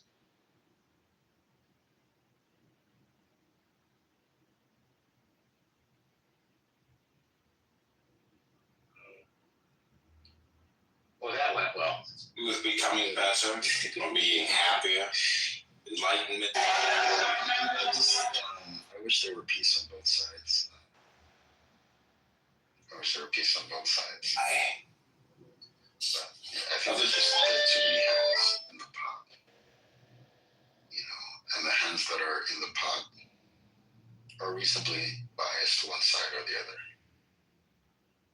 Well, but we have a surprising unity that we're seeing among the Arab world now with the vision of peace.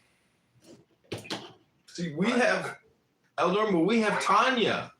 I know that sounds ridiculous, but we have super intelligence to essentially refute what a lot of these dingbats are saying and stating. And the fact that they don't understand Jewish philosophy, I would say, is, one of the reasons why they're so politically polarized. Well, anytime you bring up Tanya, it's a beautiful thing. If you have a passage, I'm sure it'll help the entire room, especially Prophet Seneca. Well, I was playing the Chinese flute to Prophet Seneca, and he said, I wish you could contribute something, but I was playing the flute. Music, politic, magic, rhetoric, all these words that end with a C, Islamic, they all deal with intelligence. So I can read some Tanya if you want.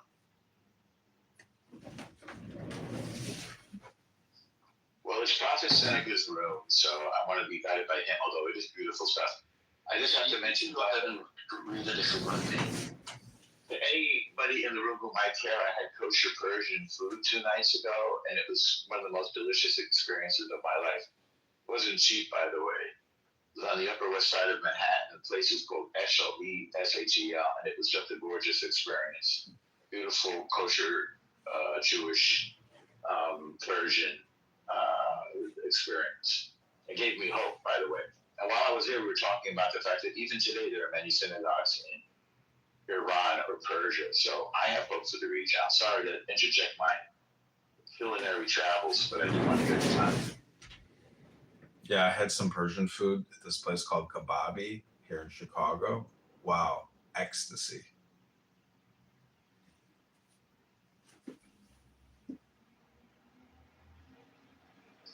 I agree with you on the ecstasy. I remember what some leftovers,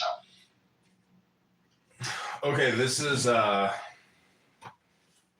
interesting. This is what the commentary says.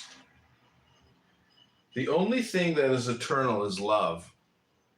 This love is the beloved and the lover. You are not to make any efforts in this relationship. When you are in front of your beloved, this beloved will not ask you to make any effort. This beloved will take care of you, and whatever she does, you will accept it. At that time, you will not think what is going on, because in love, there is no dialogue. In love, there is no dialogue, no question, no answer. Simply both are quiet. You are quiet, and your beloved is quiet, and something great is about to happen now. You have to wait. When you don't make any separation between the beloved and the lover, you have found the secret. That you have never been separated from anything. This is all you have to do. Did you get this secret?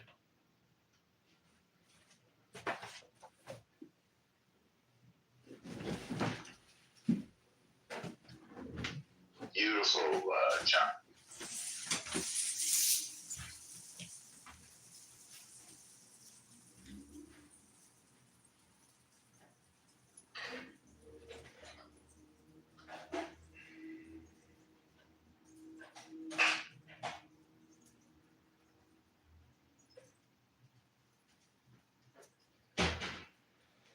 Alexander, I don't know, maybe you should come up. I mean, it's weird to say that the fact that a nation exists and has an identity is propaganda. It's an actual fact. But, you know, Prophet, over the course of this past, whatever, 40 minutes or so, I'm starting to take you seriously. I thought you were sort of semi-trolling. And I think the mention of the word pork is a bit haram, so it makes me a little uncomfortable. But again, it's your choice, and I know you have a point. But it sounds like you are in favor of both sides, let's say, in Muslim terms, submitting to God, yes, and deferring to God.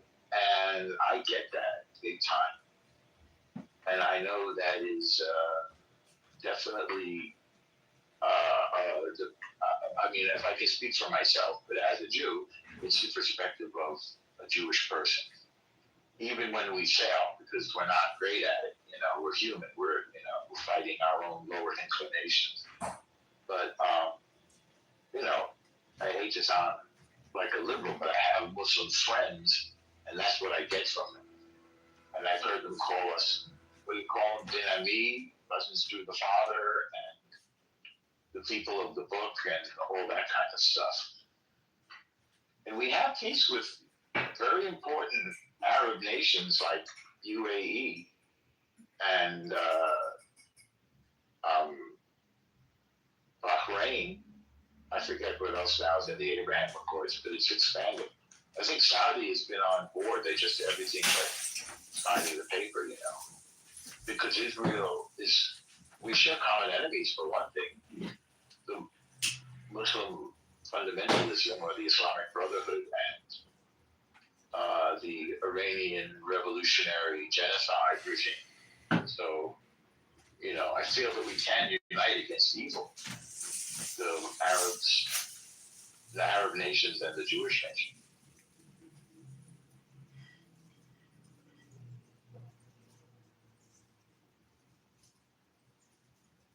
No, I agree with you wholeheartedly, and I was actually instructed by Allah to change the title of the club to Messages from Allah. Next level fucking troller here. To Muslims.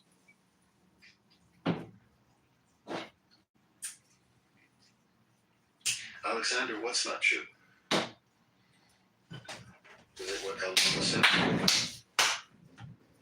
Let me ask you a question, Prophet. So, if you claim that you are a representative of Allah and you communicate with Allah, are you not just being political?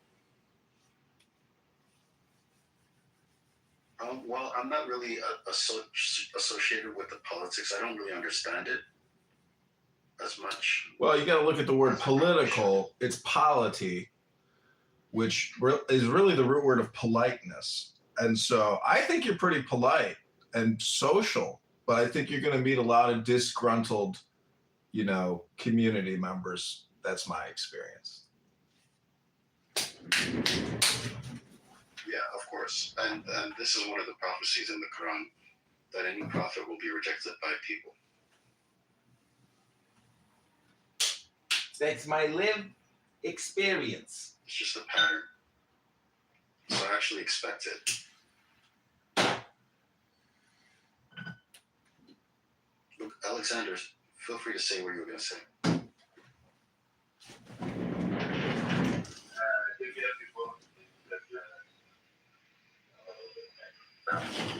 I'll be with you in a moment.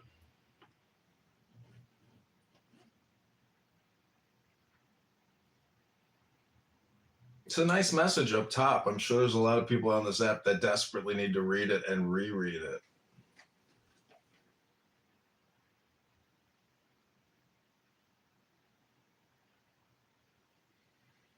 El Normo, I was in a room on X yesterday listening to the most horrific, awful, racist, bigoted, despicable, slimy communication coming out of individuals with millions and millions and millions of followers.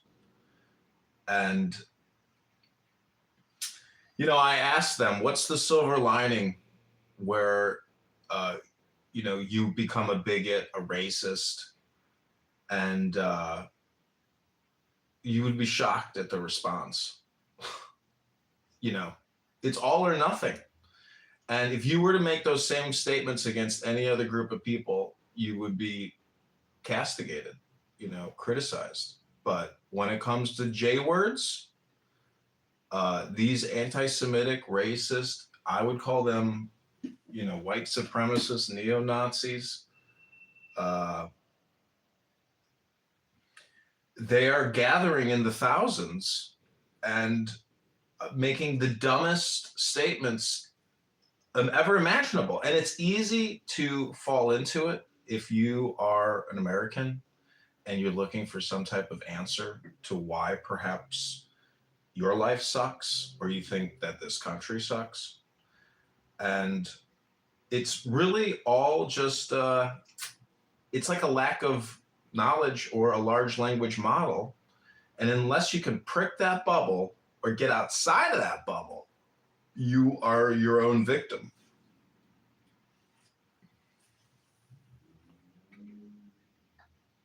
So I'm a little disappointed in the interaction with the fellow who left. And I'm not trying to say anything ill about him, but do listen hard. I just wish that if I make a statement, he can tell me if he agrees or disagrees, and then we can take a look at it and see if we can find any truth, and then we could ask the same thing about what he says. Let's examine the truth of the claim. Hello. Yeah. Out of all Jews, Middle Eastern, all Jews come from the Middle East. All Jews come from Judea. And when you say come from, wait a minute. So all Jews come. I want to answer your question, and then I'll listen to you. I'll try to go. Hang on, I haven't finished. Wait, let me finish. So, culturally, historically, ancestrally, genetically, Okay, go to John for we Congressman. are all Jews of Judea. And as I said before, we share a founding document, the Torah. We share a land of Israel, a historical homeland. We share a calendar. We share a language, which is Hebrew. Okay, I haven't finished. I haven't finished. You answered me. I haven't finished, though. You answered me. I haven't finished. You said yes. That's the I haven't finished. I haven't finished. Yes. I haven't finished. When I'm done, then you go. We share a land, a founding document, a calendar, a cuisine, a set of laws. You don't share any of these things that you mentioned. Well, let's start with the first one. Okay, hang on. Don't yell at me. Hang on. Wait. Okay, hang on. Religious power. Okay, hang on. You're yelling at me. Let's start with the first one. Hang on. Brother, Alexander. Let's start with the Torah. Every Jew shares the Torah, whether or not we live up to all of the ritual or good deeds in the Torah. Jews don't believe in some Jews don't believe in Torah, but they identify as Listen to how. Wait, Alexander. Let me listen to how I say it. We all share the Torah, even if we don't live up to all of the laws. Some don't believe that at all. They don't believe that. They don't accept that. They are atheists. If an intellectual part is common, the reason also in respect of which we are rational beings is common. If this is so, common also is the reason which commands us what to do and what not to do. If this is so, there is a common law also. If this is so, we are fellow citizens. If this is so, we are members of some political community. If this is so, the world is in a manner a state. For of what other common political community will anyone say that the whole human race are members? From thence, from this common political community comes also our very intellectual faculty and reasoning faculty and our capacity for law. Or whence do they come? For as my earthly part is a portion given to me from certain earth, and that which is watery from another element, and that which is hot and fiery from some peculiar source. For nothing comes out of that which is nothing, as nothing also returns to non-existence. And so also the intellectual part comes from some source. Death is such as generation is, a mystery of nature, composition out of the same elements, and a decomposition into the same, and altogether not a thing of which any man should be ashamed. For it is not contrary to the nature of a reasonable animal, and not contrary to the reason of our constitution. It is natural that these things should be done by such persons. It is a matter of necessity. And if a man will not have it so, he will not allow the fig tree to have juice. But by all means bear this in mind, that within a very short time both thou and he will be dead. And soon you are whole. There is no need of anybody else to complete you. Will go around. And fresh. Water all the... Hello, mister. Hi there. See you, we'll say video. The eye does not at all trio. That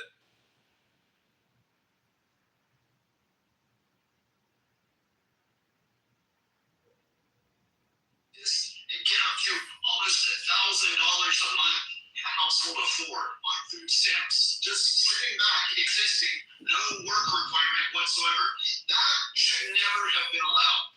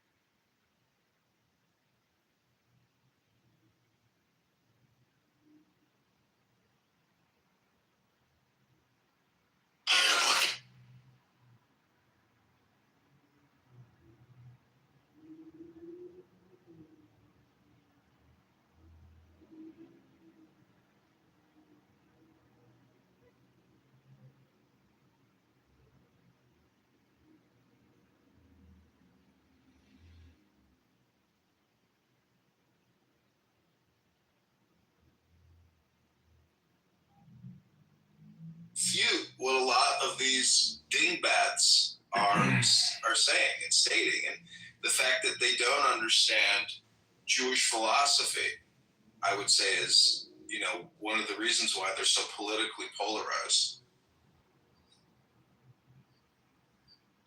Well, anytime you bring up Tanya, it's a beautiful thing. If you have a passage, I'm sure it'll help the entire room, especially Prophet Seneca. Well, I was playing the Chinese flute to Prophet Seneca, and he said, you know, I wish you could contribute something, but I was playing the flute. Music, politics, magic, rhetoric, you know, all these words that end with a C, Islamic, they all deal with intelligence. So I can read some Tanya if you want.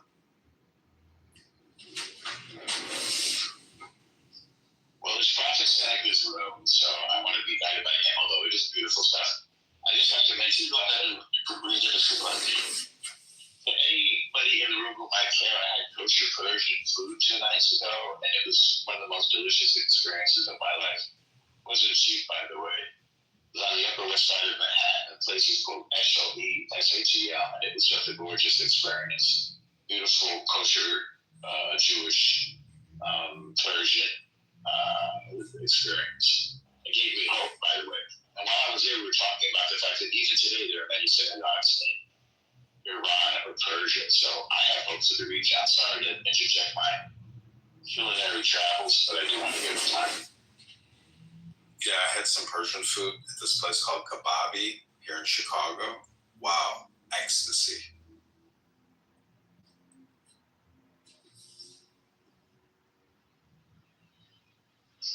I agree with you on the ecstasy. You got some leftovers, huh?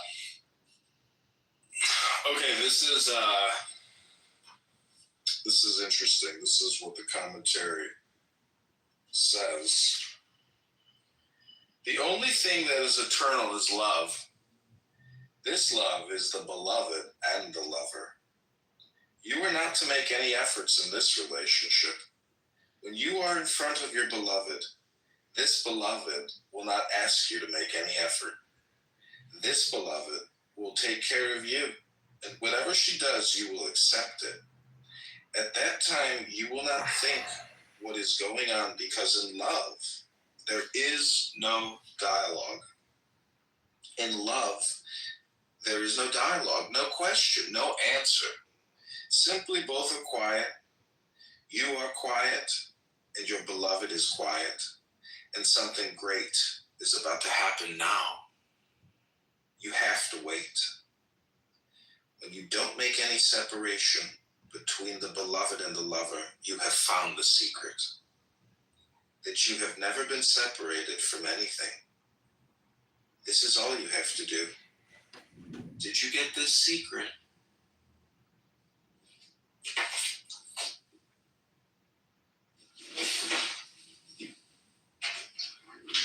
Beautiful, John.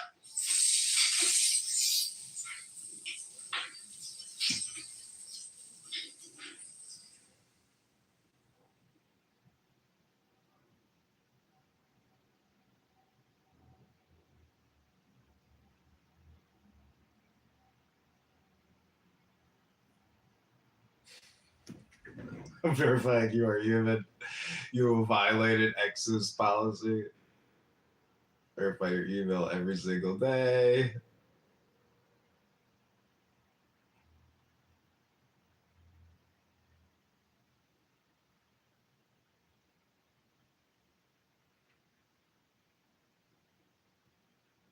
307, 804.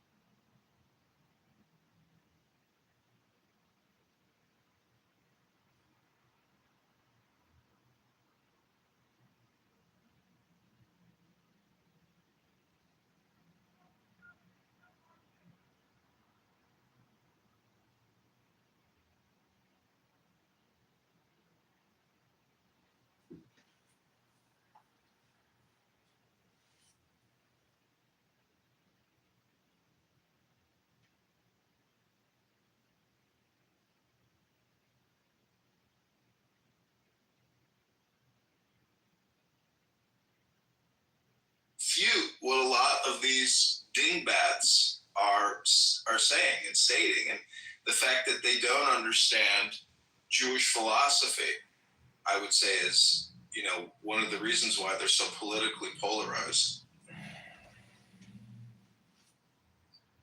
Well, anytime you bring up Tanya, it's a beautiful thing. If you have a passage, I'm sure it'll help the entire room, especially Prophet Seneca. Well, I was playing the Chinese flute to Prophet Seneca, and he said, I wish you could contribute something, but I was playing the flute. Music, politics, magic, rhetoric, all these words that end with a C, Islamic, they all deal with intelligence. So I can read some Tanya if you want.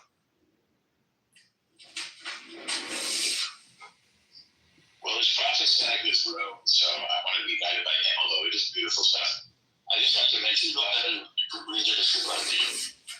Anybody in the room who might care, I had kosher Persian food 2 nights ago, and it was one of the most delicious experiences of my life. It wasn't cheap, by the way. It was on the Upper West Side of Manhattan. The place is called SHOTL, and it was such a gorgeous experience. Beautiful kosher Jewish Persian experience. It gave me hope, by the way. And while I was there, we were talking about the fact that even today there are many synagogues in Iran or Persia. So I have hopes of the region. I'm sorry to interject my culinary travels, but I do want to give it time. Yeah, I had some Persian food at this place called Kebabi here in Chicago. Wow, ecstasy.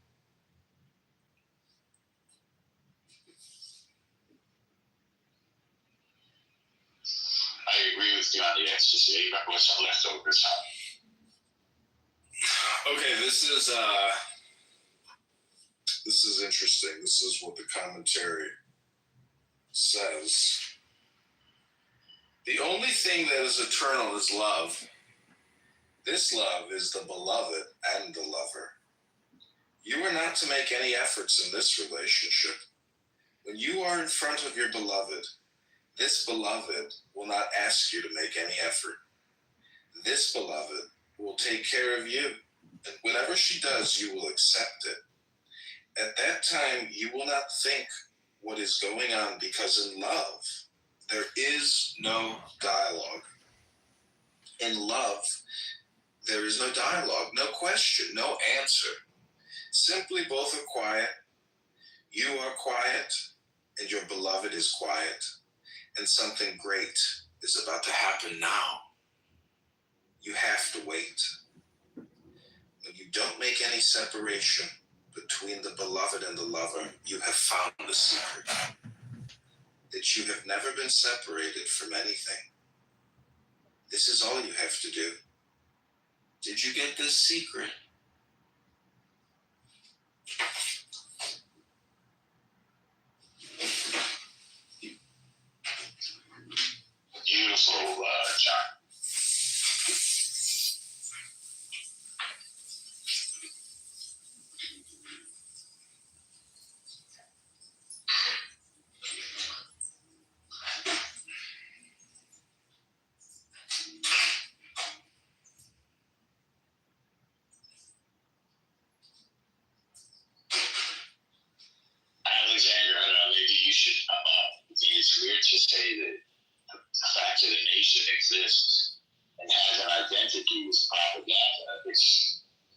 It's an actual fact. But, you know, Prophet, over the course of this past, whatever, 40 minutes or so, I'm starting to take you seriously. I thought you were sort of semi-trolling. And I think the mention of the word pork is a bit haram, so it makes me a little uncomfortable. But again, it's your choice, and I know you have a point. But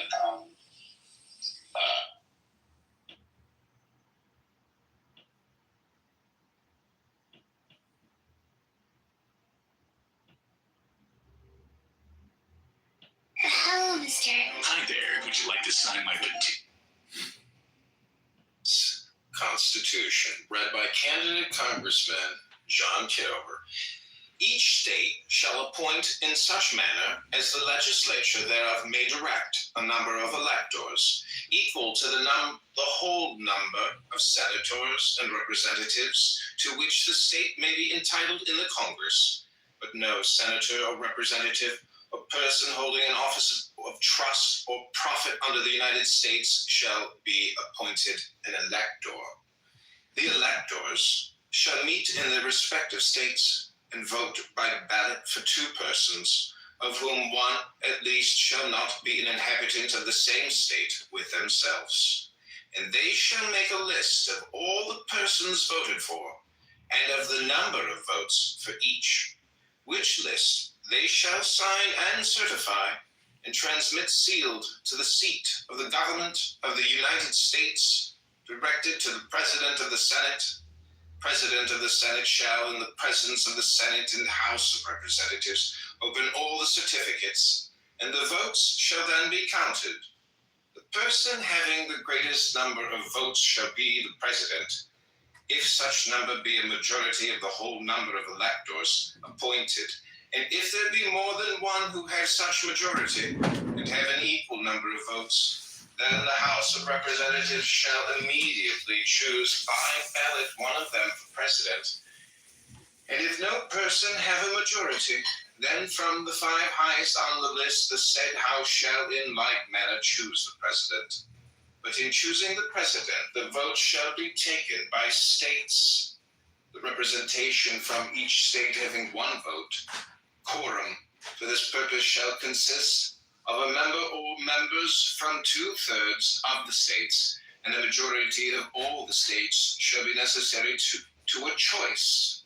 In every case, after the choice of the President, the person having the greatest number of votes, the electors, shall be the Vice President. But if there should remain two or more who have equal votes, the Senate shall choose from them by ballot the Vice President. The Congress may determine the time of choosing the electors and the day on which they shall give their votes, which day shall be the same throughout the United States. No person except a natural-born citizen or a citizen of the United States at the time of the adoption of this Constitution shall be eligible to the office of President. Neither shall any person be eligible to that office who shall not have attained to the age of 35 years and been 14 years a resident within the United States. In case of the removal of the President from office or of his death, resignation, or inability to discharge the powers and duties. Constitution, read by candidate Congressman John Kitover. Each state shall appoint in such manner as the legislature thereof may direct a number of electors equal to the whole number of senators and representatives to which the state may be entitled in the Congress, but no senator or representative or person holding an office of trust or profit under the United States shall be appointed an elector.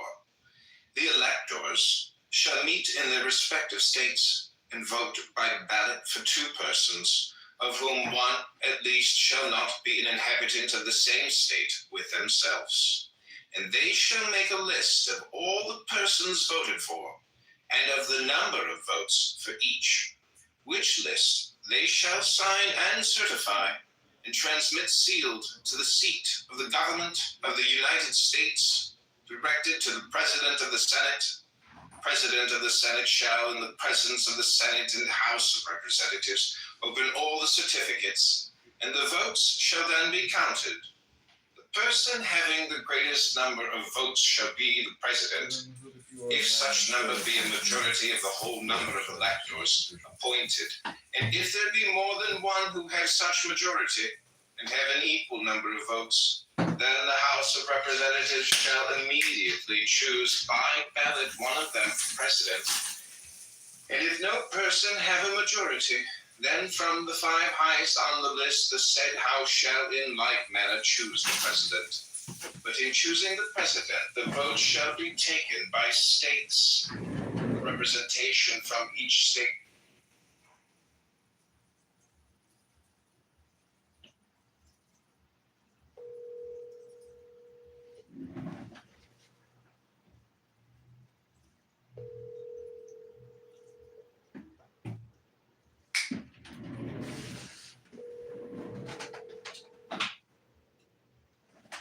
Your call has been forwarded to voicemail. The person you're trying to reach is not available. At the tone, please record your message. When you have finished recording, you may...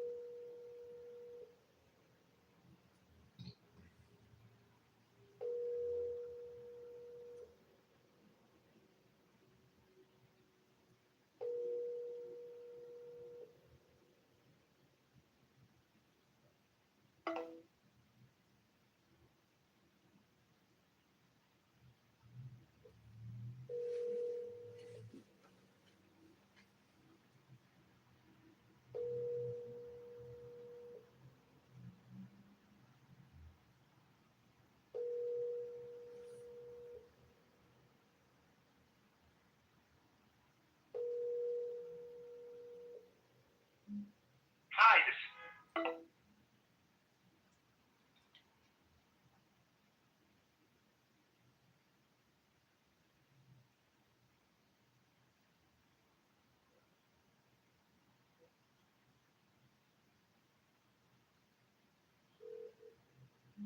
You're Christy and the Schaefer. Ephraim, Iran, welcome to my room. Raise your hand if you'd like to speak. Ephraim, my good friend.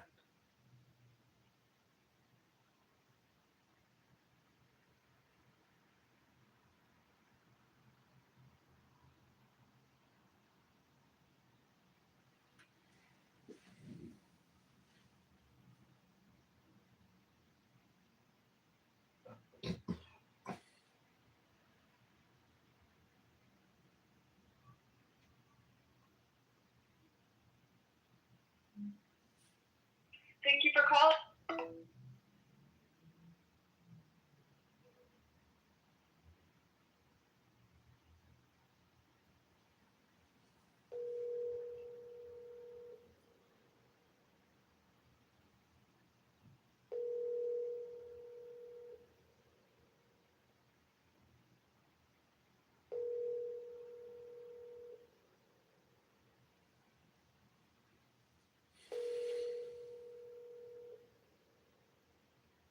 Your call has been forwarded to an automatic voice message system. 847.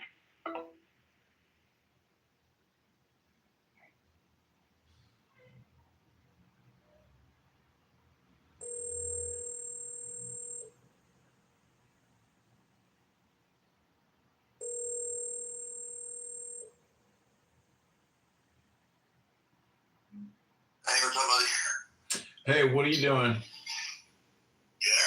Yeah, can you hear me? Yeah, I can hear you. What's up, buddy? Yeah, what are you doing? Getting in the shower. You're what? About to take a shower. Oh, I won't keep you.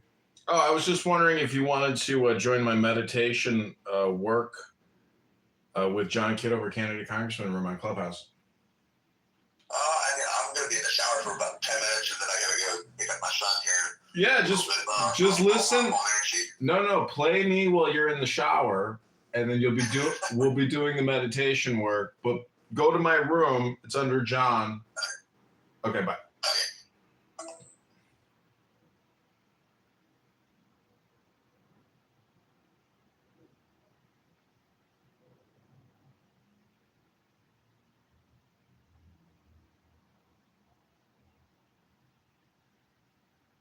together.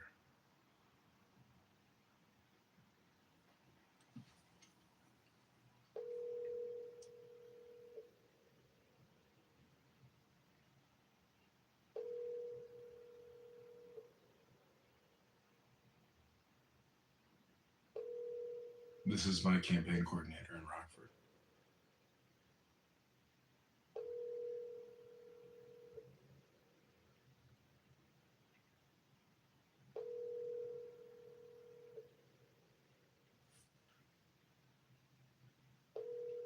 Who is that? Is that Rich? Yeah.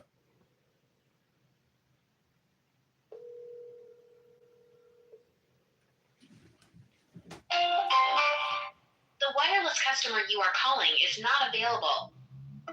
Damn. That's my camp. That's who got me all the signatures in Rockford. So I have to go drive these petitions down to Springfield, and I'm gonna stop in Peoria outside of LaHood's office and shoot a bunch of videos and get more signatures down there. But the only problem about getting signatures is I have to get them notarized and binded or add them to the binding. And that's the challenge, is finding a notary on Monday morning in Springfield or in Peoria. It could be a challenge finding somebody to stamp these stupid petitions. And that's kind of what I'm worried about. Whereas like I do a lot of work and then I can't even get a notary. That's what's like upsetting me, is like to do all that work and not get them notarized. It's a problem.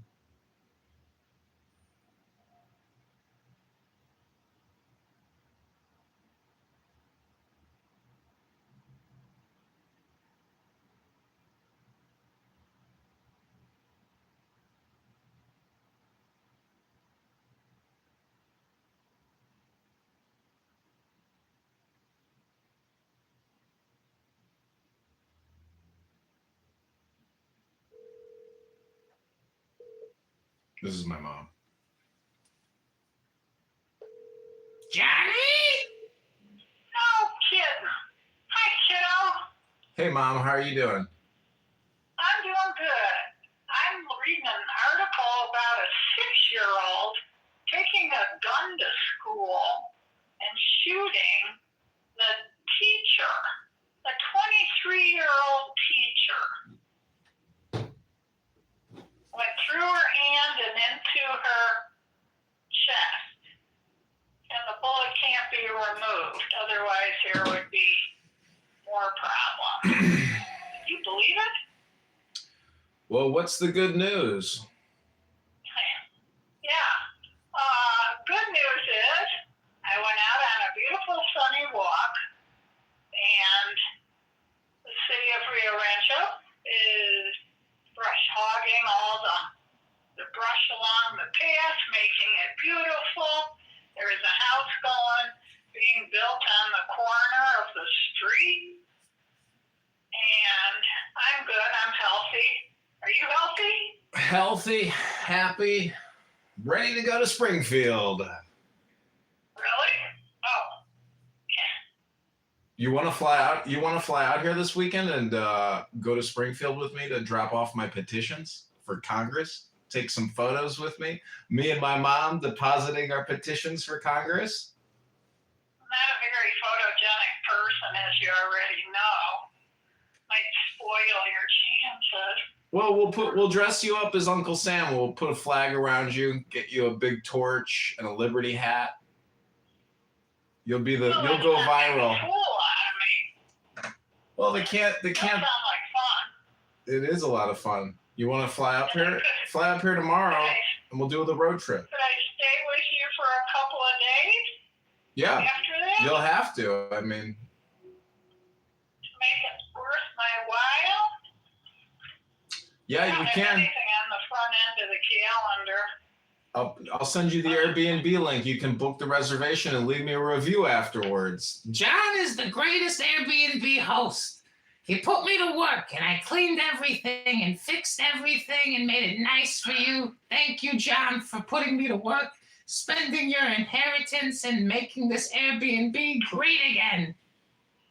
Actually, I do have like a free Alaska. Let me see whose points they are. Does Alaska fly to you? Yeah, I'm pretty sure they do. Let me see what the tickets for. It's from that trip we made at Christmas. I can check Google Flights real fast if you want. It still has the points. Sounds like fun. Will you pick me up at the airport? Yeah. Because, I don't have the app to do whatever it is. Albuquerque, New Mexico, leaving tomorrow.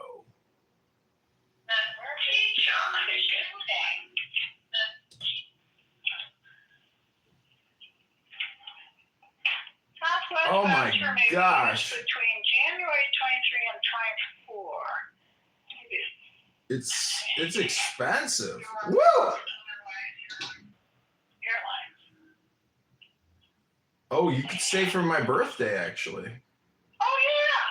I could be there for your birthday. I was just thinking about that last night. Oh man, that's a lot of time with you. Yikes. I'd have to lock you up. I'd have to lock you up downstairs to put some borderland boundaries between us. Admit to yourself if you can handle it or not. Oh, I can handle it because I can just, give you a set of keys. It's no problem. Oh, man, I just saw that ticket thing. It's in here. $908 round Okay, trip. well, what's the price that's giving you from here to there?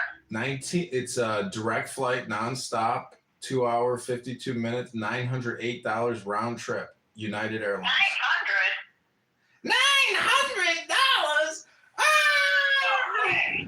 What airlines are you looking at? United Airlines round trip. It's $450 each. Well, don't go with United.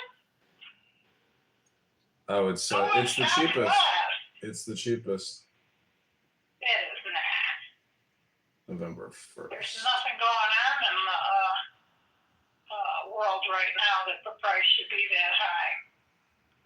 That's what it says. I mean, if you think about it, if you drove here and you drove back, that could be $1,500 in fuel, So it's always cheaper to fly. Not really.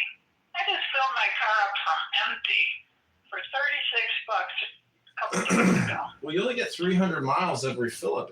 Anyways, we don't need to do the cost comparison stuff because I don't work for the government anymore.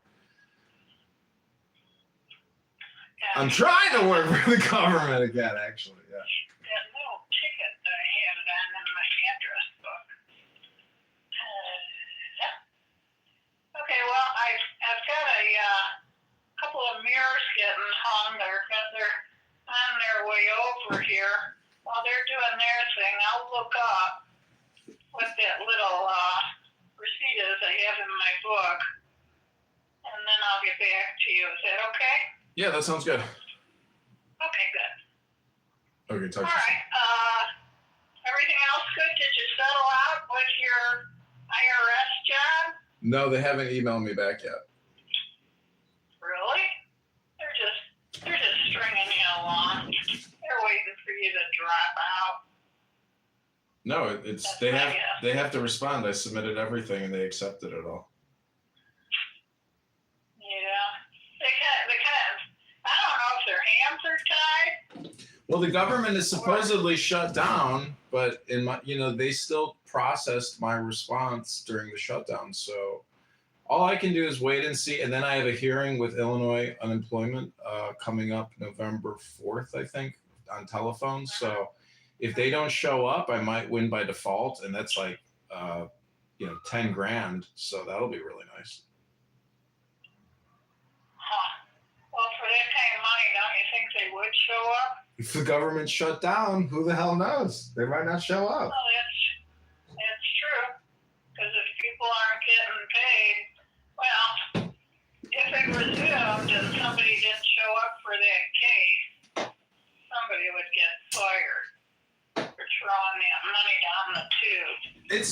I don't think you understand. The federal government shouldn't even show up at a state of Illinois unemployment hearing. Like, it's beyond them. They should just, unless it's personal, I don't think they're going to show up. They might get told to show up, but we'll find out, because they literally, it's got to be my manager and or her manager.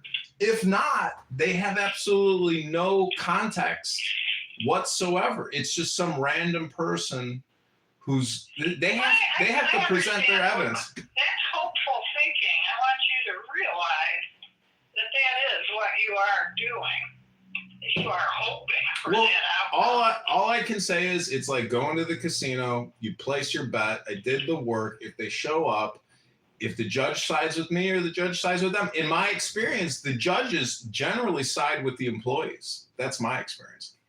Yeah, but you've caused them so much grief. That's where a judge said, oh, there it is. I found it. Points on Southwest. All right, so I'll look that up while they're working on putting the mirrors in. So, okay, and we're saying I come tomorrow or what? Yeah, tomorrow, because then we will drive to Peoria, and you and I are going to get more signatures for the campaign. All right, and when would I come home? The next Sunday. Okay, I'll talk to you later. Okay, bye. Wow, my mom's going to help me get like on that ballot. If she does, that would be amazing.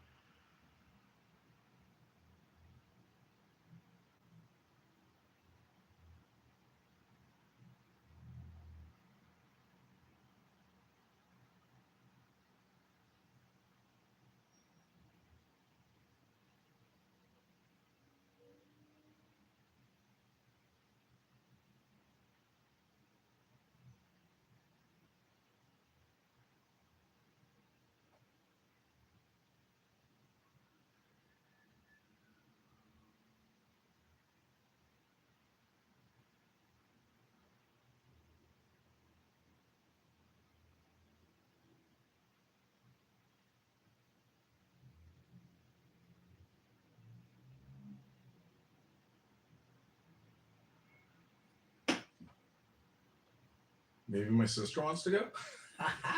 Let's call sister up. Let's call sister up.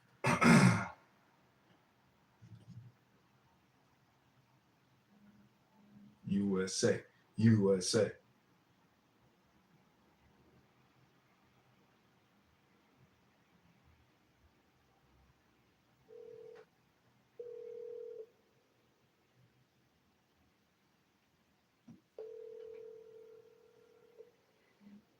What up? Yo.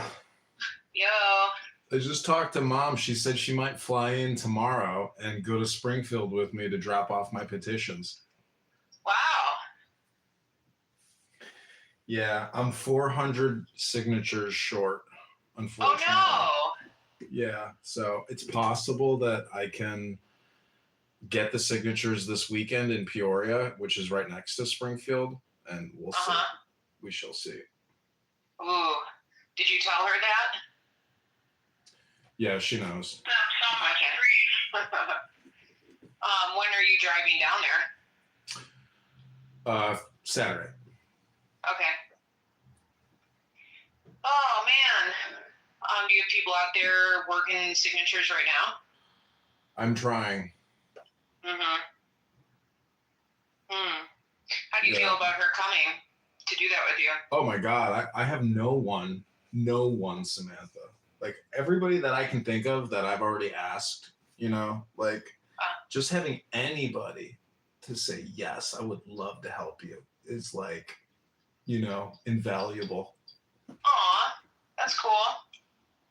So, you know, but the signatures have to be in Monday by 5 p.m. And it's a little complicated because after you get a petition filled out, it has to be notarized, numbered, and put in the binder. It has to be professionally binded. So on Monday, if we get, 400 more signatures, Monday I have to get 40 petition sheets notarized, put into the binding, and then delivered. So you might want to make an appointment with your notary now. Oh, that's smart. I didn't think about that. Yeah, because it'd be hard to find one on Monday on the spot. And I would also, if you already have, your certain signatures, and maybe you can get them put into the format that you need now. So you only have so many to do at the end. You already know what format, to put it in. Yeah. Yep. Don't do administrative shit on Monday. No, I'm organized and ready now. I'm ready to submit now. I didn't realize I was short until we looked at the numbers again. I thought I was at 700. The Democrats only have to get 700 plus signatures. The Republicans have to get 1555. Oh wow! So I'm short, and I'm like, oh my god, I could have got the numbers, 4 weeks ago. Right. So I'm like, I'm upset about it, but yeah, it's not the end of the world because it's kind of ridiculous that Democrats only have to get 700. So I can make it an issue and just complain about it. But at least I have, John Kitover as a candidate, branded. So for the next election, if I run here in Chicago, I can personally get the signatures and just do it all at the Jefferson Park Blue Line stop because it's a few blocks away. So, my chances of winning each time improve because you stop wasting so much time on such unnecessary things. Right. That makes sense. Yeah. Eventually it just becomes, very automated when you run. But I'm just not at that level. I mean, I have the voter registration database of 600,000 voters in the district, but the data is unusable. I can't extract the emails. I can't extract the phone numbers. There's things I can and cannot do. And friends who I thought could help me, they're only good for a text message back and forth saying, when do you want to go out? That's it. Anyways, what's new with you? How are you doing? I'm good. I was just actually acknowledging it's your birthday soon. Yeah, and Mom said she'd stay for my birthday, so she might fly out that Sunday. Cool. Yeah, I think I have the perfect housing arrangement where she gets a set of keys, and I control the walls on my barriers and my boundaries on my little castle. But I think I can live with her if she has her little meditation bubble, and I have my meditation bubble. It's definitely a practice every time. Yeah. So how was grandmother's birthday? It was okay. There was a luncheon at a restaurant, and there was a lot of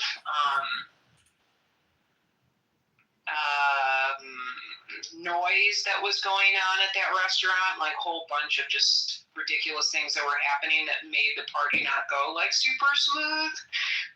Most people didn't care, but at the same time, it was kind of a small party, but we were at a really long table, 12 of us. And then mom powered through 3 cocktails in an hour. She was fucking plastered. So we didn't continue, Farrah and Mom and I, to the second party, which was at the retreat where she lives at. And then one night, Mom and I went over to Pat and Linda's hotel, and we had some drinks by the poolside over there. And then the next morning, I drove to Sherry, Terry, Tracy, and Carl's rental and hung out with them for a couple hours before I started driving home. And the drive home, honestly, without Mom was better in the sense that it wasn't any more road trip time for me. I had planned out activities for us to stop every hour or so, whereas when I was by myself, I was just nope, I'm just driving home, gas, pee stops, and sleeping when I need to. Yeah. But I'm glad I did it. For me, driving down to mom's house, now that I've done it like 3 times, it's like 2 nights sleeping on the road. But like if you leave Wednesday, you'll be there Friday. If you leave Friday, you'll be there Sunday. Like, it's not so bad. I hate driving personally. Like, I dread even this 4 or 5 hour drive to Springfield and back. But my car is not, it shakes at 65 miles an hour, and I'm pretty sure it's the struts I have to replace. I did the brakes, I did the tires, but if mom does fly here, I mean, I was thinking just taking it myself, you know, like it's reliable enough, because it did make it to Peoria and back, but yeah.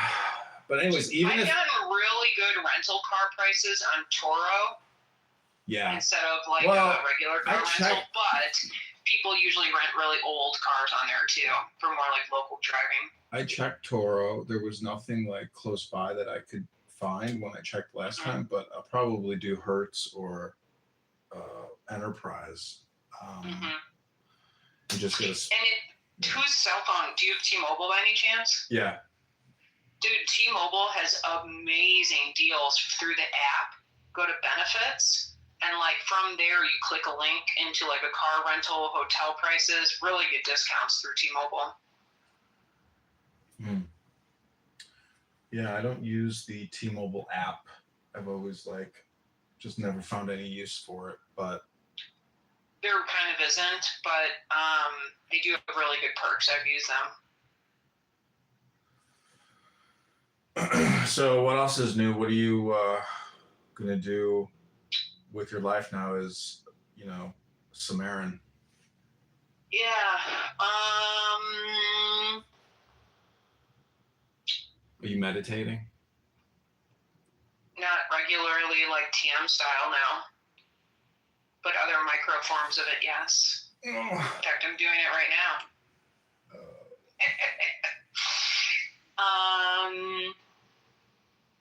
I don't know. I mean,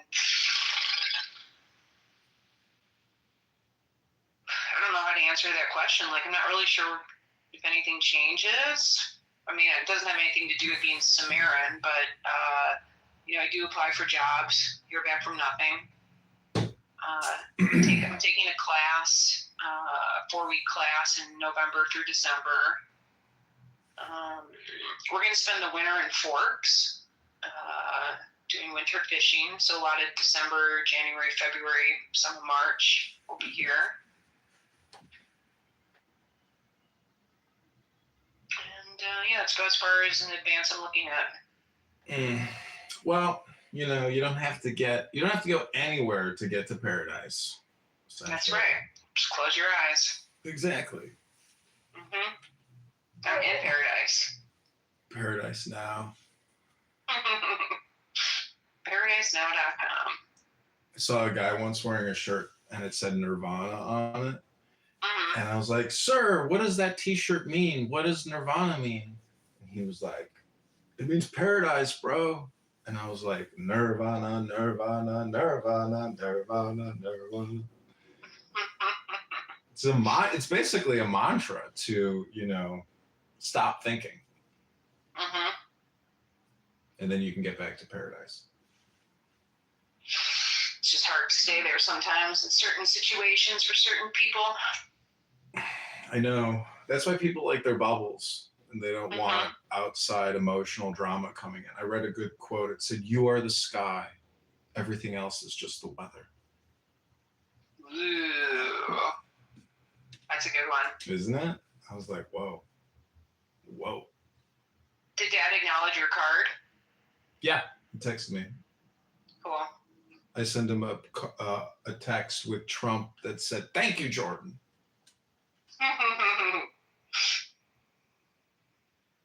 Yeah, 79 years old.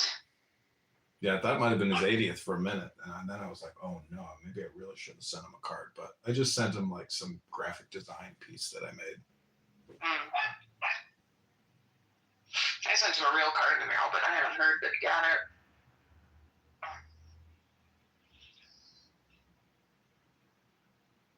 Have you talked to Earl? I texted him. He didn't text me back. No? Might be rotting inside the house. No one's found him yet. We should all be so lucky. What? I told him once, I was like, do you realize all we're doing is preparing our tombs? Does he realize how negative his outlook is, even though it's true? Yeah, unfortunately, I mean, well, at least he's got, you know, daughters, and I mean, he created a lot of people. Oh, Mom's calling me. She's probably calling to tell me about Chicago. You want me to take that? Do the three-way. I don't know if I can. Let's see. Hold on.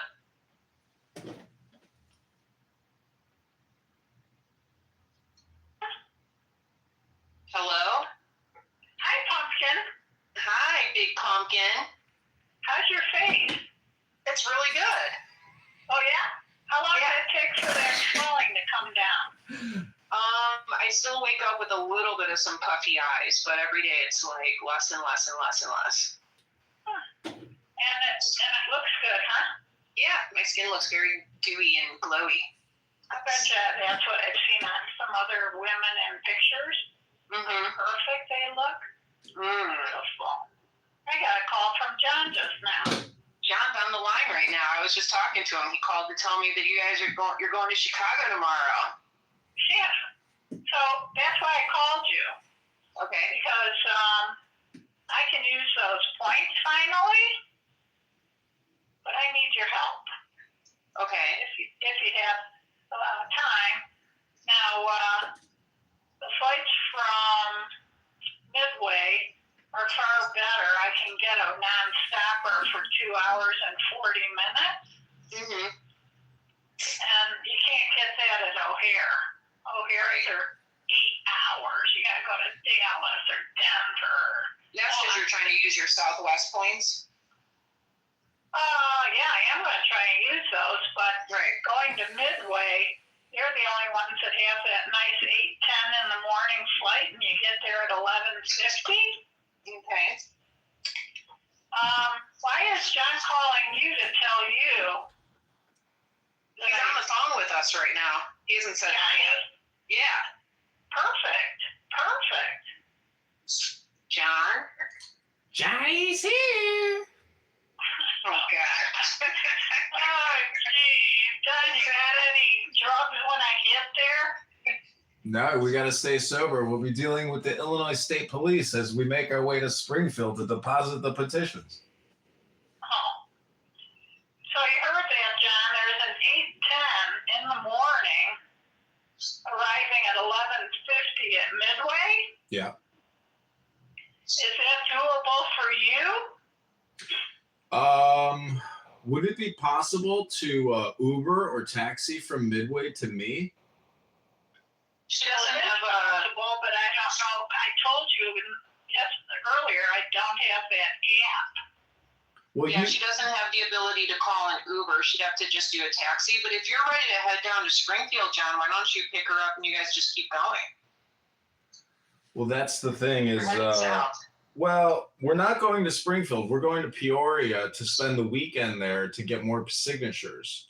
So we're not in any, time constraints. I'm just saying that if we were to do that, I'd have to get the rental car, and it's like, but I'm just saying, for me to get to Midway is a pain in the butt, and my car, I'm just asking, I would rather pay for you to take a taxi to me. That's what I'm saying. Okay. But how do I do that, you guys? How do you a real taxi? Yeah, like just outside, regular taxi. Do they still have them? Mm-hmm. Oh, okay. Yeah, airports still have regular taxis. Oh, okay. I could do that, John.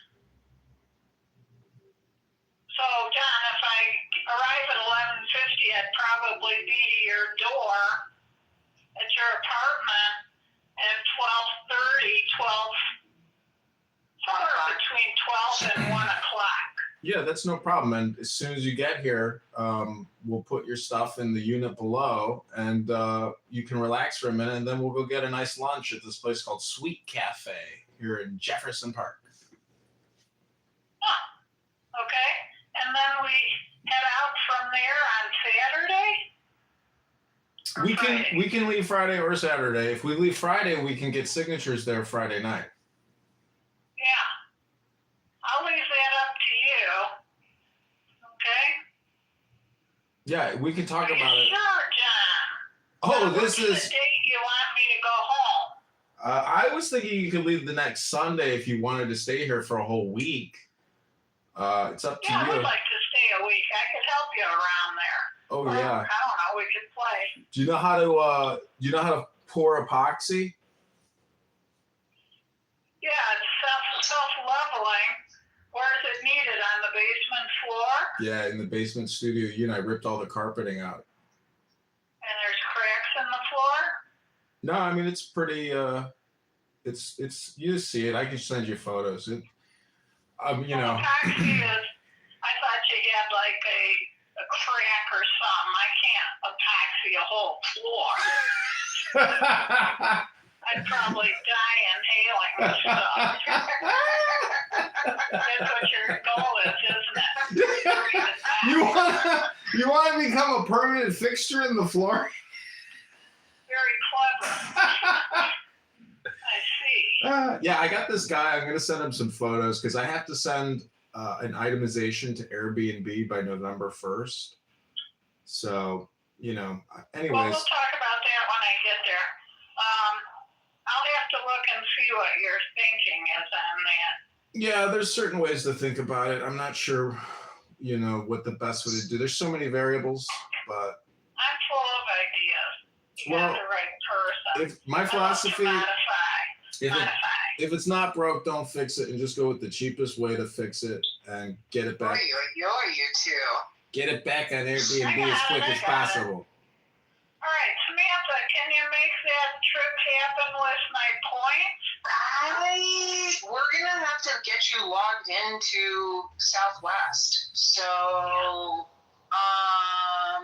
do you happen to know your password to the website? Do you have it written down? But of course. Let me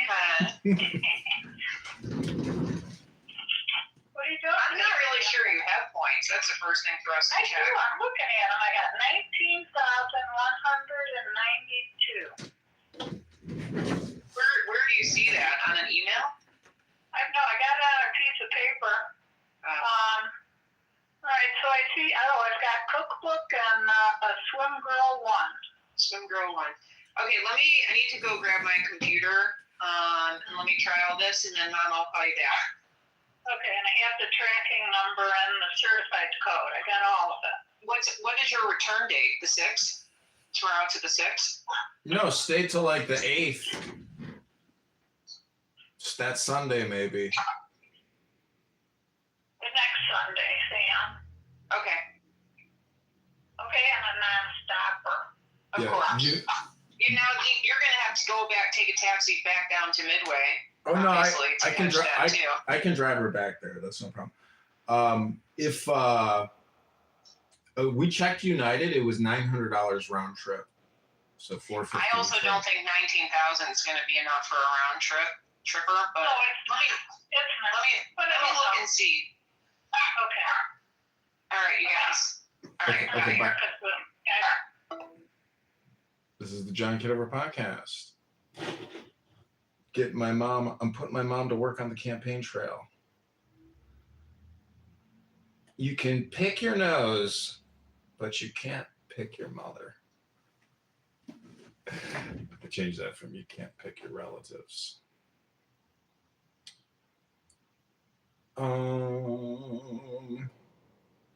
Fix up your contacts. Get rid of duplicates to keep your contacts useful. No thanks.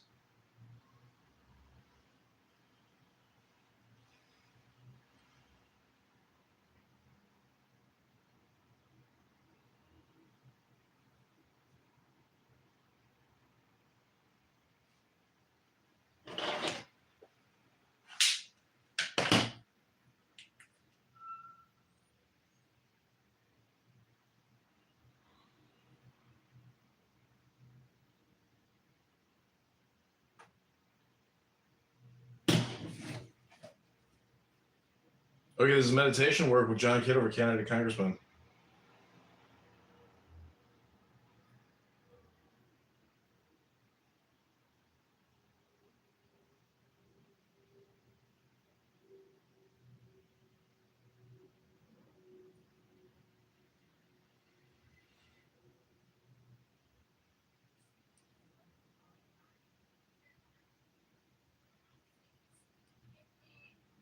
I agree with you when it comes to like going to doctors to ask me about things, but when is the last time any of your primary care doctors talked about parasites to you?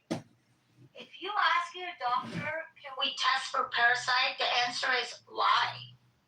If you go to CDC website says 60 to 70 million Americans have parasites and they don't know. What will be left? It's on CDC's website that 60 billion out of 300. That's what 20%, 30%. That minimum 60 million Americans have parasites and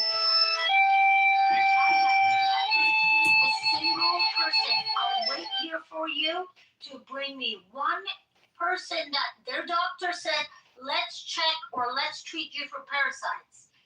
They don't test for parasites. They don't treat parasites. If you ask your doctor, they're going to question you why you want it. That's what I did. I even said earlier, when I saw him use boots, I was so skeptical. Happiness is our natural state. I thought these people are crazy. Happiness is the natural state of me why I want to children. be tested. And I To told her whom why. the kingdom And she belongs literally until they have been polluted and contaminated by the stupidity of clubhouse society and culture. To acquire happiness, you don't have to do anything, because happiness cannot be acquired. Does anybody know why? Because we have it already. How can you acquire what you already have? Then why don't you experience it? Because you've got to drop something. You've got to drop illusions. You don't have to add anything in order to be happy. You've got to drop something. Life is easy. Life is delightful.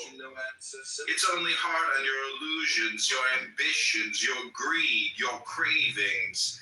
Do you know where these things come from? From having identified with all kinds of labels. Whoever realizes that the six senses aren't real, that the five aggregates are fictions, that no such thing can be located anywhere in the body, understands the language of Buddhas. Like a magician's illusions, dreams and a moon reflected in water, all beings and their environments are empty of inherent existence, though not solidly existent. All these appear like water bubbles coming forth in water. Presently, you think you are mixed up with the mind and are trying to disentangle yourself from the turmoil of thoughts. But both the mind and the one trying to disentangle itself share the same unreality. Both are imagined inside the unchanging. What perceives this is the real.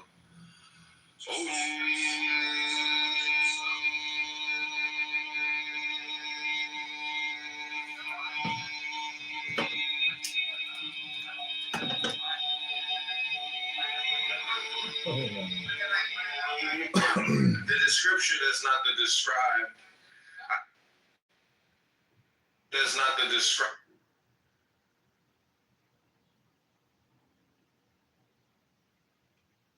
Less and less and less and less.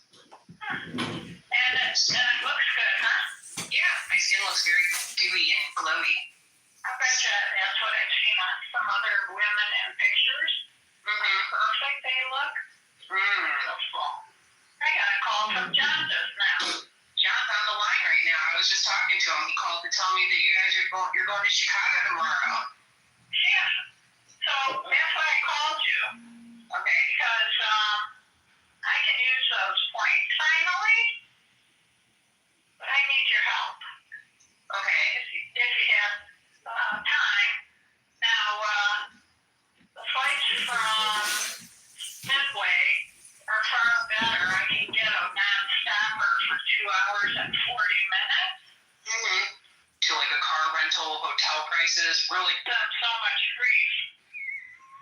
We have some good Kitover content here. Teacher. Content for like months. This nigga 60. Like, you know how much shit you can do in 60 years? I got all of it. So now these niggas listening on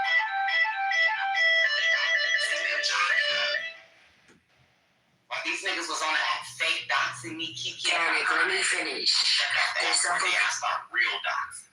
We only have access to the information that we are either given or seek out, right? That is true. Every other one from saying he was gonna dox me to you. No. The homie, who did the homie defeat? They just defeated the people of white. Right? I don't teach this in the schools over there. You said what? They don't teach this in the schools over there. Something about they do. What are you talking about? I went to secondary school. I went to secondary school. We can say whatever we want about America and its evil and what we do and how we maintain and keep out. But when we fall, everybody else falls, and it's going to be an ugly situation because then somebody's going to also jostle for to be the new superpower. Yeah, so don't. You know, I was going to do it this weekend, but I couldn't because it was storming outside. Holy. Yeah. This man is full of shit, man. We hear you, man. We heard you, man. You are keeping God's law. Period. That's it. That's so no, they're not teaching that at all. Let me give you a clean no, bro. He's crying loud and sparing not. I understand that now. And that's only from me now, having positive interactions with you guys. So that's just my stance, bro.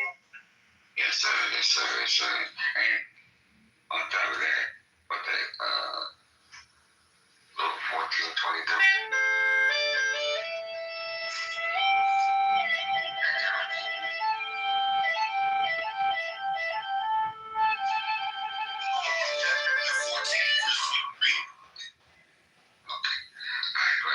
It's the book of Luke, chapter 14, verse 23.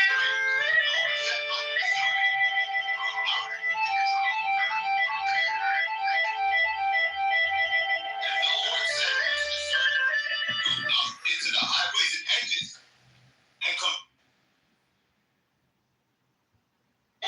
There's not the. And the lover. You have found the secret that you have never been separated from anything. This is all you have to do. Did you get this secret? Honor everything, let everything be exactly the way it is. Honor all and leave all alone. Let pain persist. Allow rage to roar, tension to taunt, and anxiety to annihilate. If you can do this, all the illness will die. What will be left, my friend, is the fearless state. And the fear of love. This absolute intimacy of pure experience is what we call love.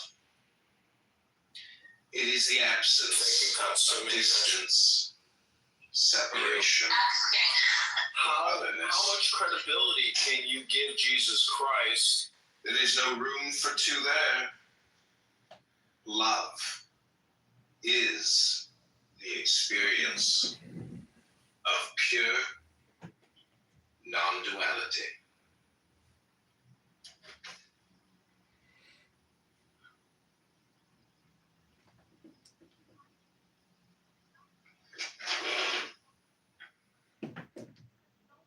Addressing this parasite. We have 60 million people chronically ill with common parasites, and we hide it. They posted it, they hide it themselves. That's just one. That's just one parasite. Can you share it in the chat? Exactly. Yeah, I'm gonna post the link. I have the screenshot Did somebody say parasite? Yes, Dr. John. How can we help you? Well, don't forget the host, because it takes a host to have a parasite. Signatures. I thought we had enough, and after organizing it and getting everything notarized and counted and numbered, and then, publishing that, I was notified that, the real number is 1555. We have 1170. And so, Roger Mayhem and his research as a campaign manager and other people were looking at the Democrat number, which is only 700. So we made a fatal flaw and an error in this campaign. We are short because we could have gotten to 1555 just 3 weeks ago. I had people on the ground that were crushing it. And unfortunately, we are now short.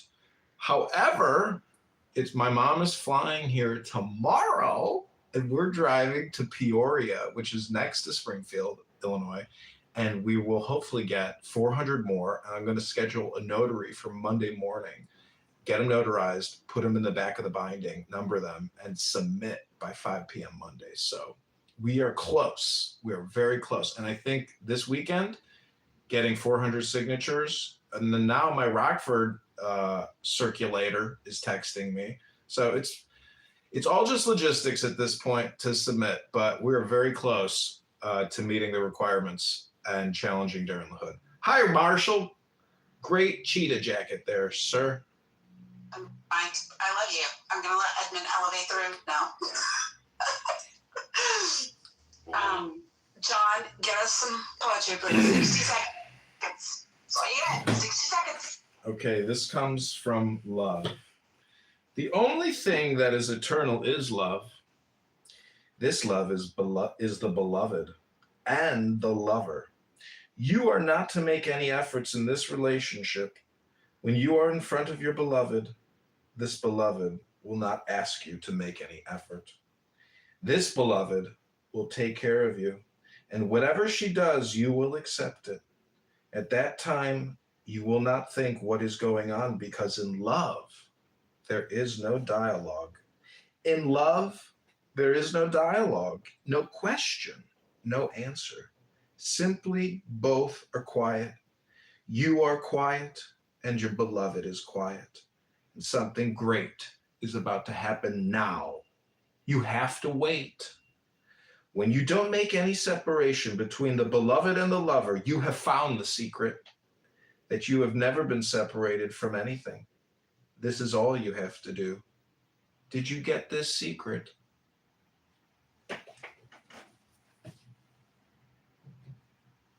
Thank you, Mr. Kitover.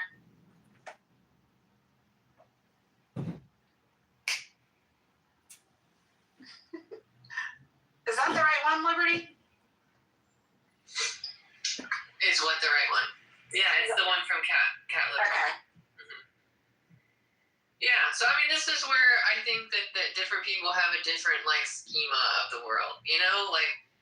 I have a sincerely held belief that the federal agencies oriented around public health actually want people to be healthy.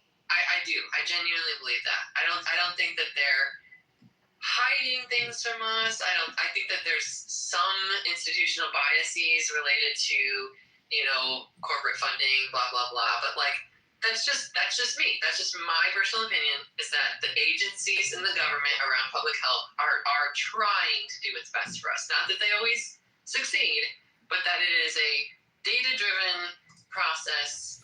Do you think I disagree with that? I don't necessarily. I think that this is more directed at the professor, just because there was sort of a claim levied that the CDC was hiding this, or that didn't want us to see it, or So I think that it's probably true that a good up to 40% of the population either has or has been exposed to Toxoplasma gondii, or it hasn't experienced toxoplasmosis, because it's the if you have cats, like you're just exposed to it all the time, you know. Right. Like, and I just think that the claim by the sort of powers that be in the health community is that you can have this bug and you can have it in you, and your body will probably just eliminate it, kill it, or it's not going to cause you serious issues. Like this is the same thing with like mold or Pseudomonas bacteria, where it's even C. diff. You know, like I think it's something like a quarter of people have Clostridium difficile in their nose. You know, and so it's just a matter of or even methicillin-resistant Staph aureus. Like all of these things. What about the fungus known as Democratic coccus? We're surrounded by bugs all the time that our immune system is trying to handle. And so I guess I just wonder, like, why would this one be special? Like I could be convinced why we should all care about toxoplasma, and like I could be convinced that we should all be taking some sort of antiparasitic medicine. So that but how do you feel right now? But we probably if the patient doesn't feel sick, you can't treat him for anything. Well, I mean, just put Mr. Kitover back in the audience. But we probably also have to get rid of all our cats. You know? So I don't know. I guess I don't know what the take-home message Cat is. Am I virus! supposed to walk away from this conversation being like, wow, the CDC is trying to hide the fact that we all have parasites? Or am I supposed to walk away from this going like, okay, yeah, I mean, we're all exposed to stuff all the time, and if you have a good immune system, you should be fine.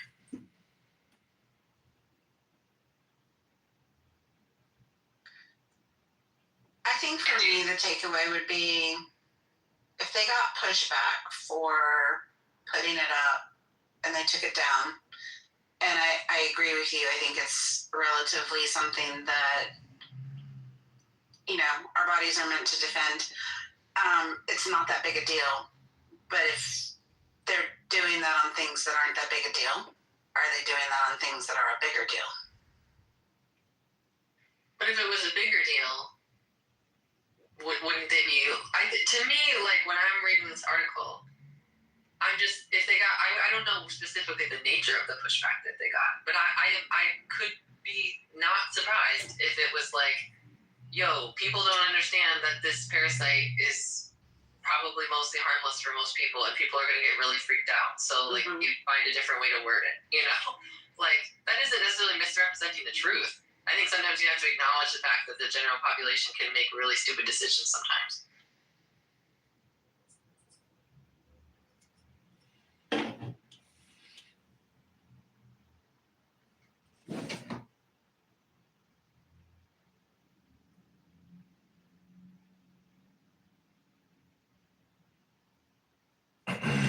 Cat parasite.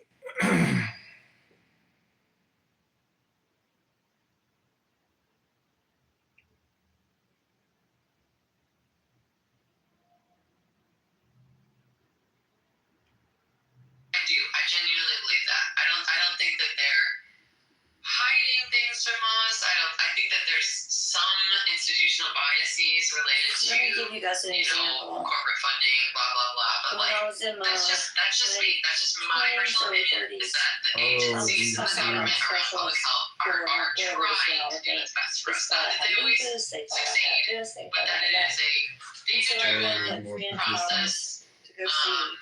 Do you think I disagree with that? At the university, and I don't necessarily think that this is more directed at the professor, just because 3 days there was sort of a claim levied that the CDC was hiding this, his office or asked that him, like didn't want us to and see she said, it, "We or need you to come in and take a so blood I test." think that it's probably I'm true 3.5 hours away. I can't do that.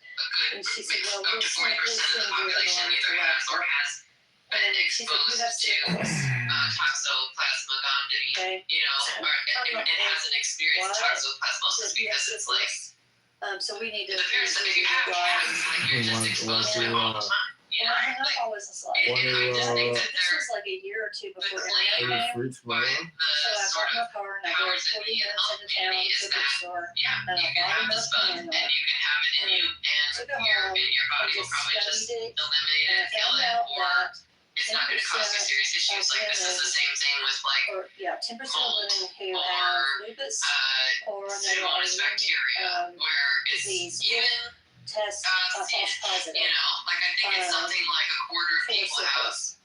Clostridioides Most people difficile would in their nose, you know, know to do and that. so it's just So a matter of somebody else who knew this. or even methicillin resistant stuff where it's like all of the what happened. What about the woman that's known as Democrat caucus? On behalf of the medical we're surrounded by bugs all the time that our immune system is trying to handle. And so I guess I just wonder, like, why would this one be special? Like I could be convinced why we should all care about and if you're a female, toxoplasma and like I could be convinced that we should all be taking some sort of antiparasitic like I said, But how do you feel right now? But we probably If the patient doesn't feel sick, you can't treat him for anything. Just put Mr. Kitover back in the audience. but we probably also have to get rid of all that. I genuinely believe that. I think Less and less and less and less. And it looks good, huh? Yeah, my skin looks very dewy and glowy. I betcha.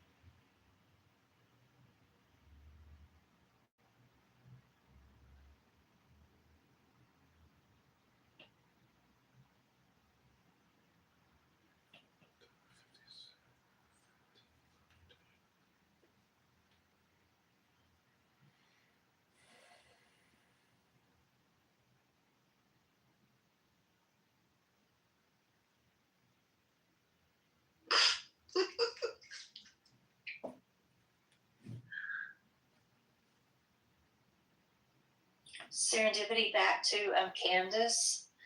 I agree that people should ask questions, and I don't have any problem with her.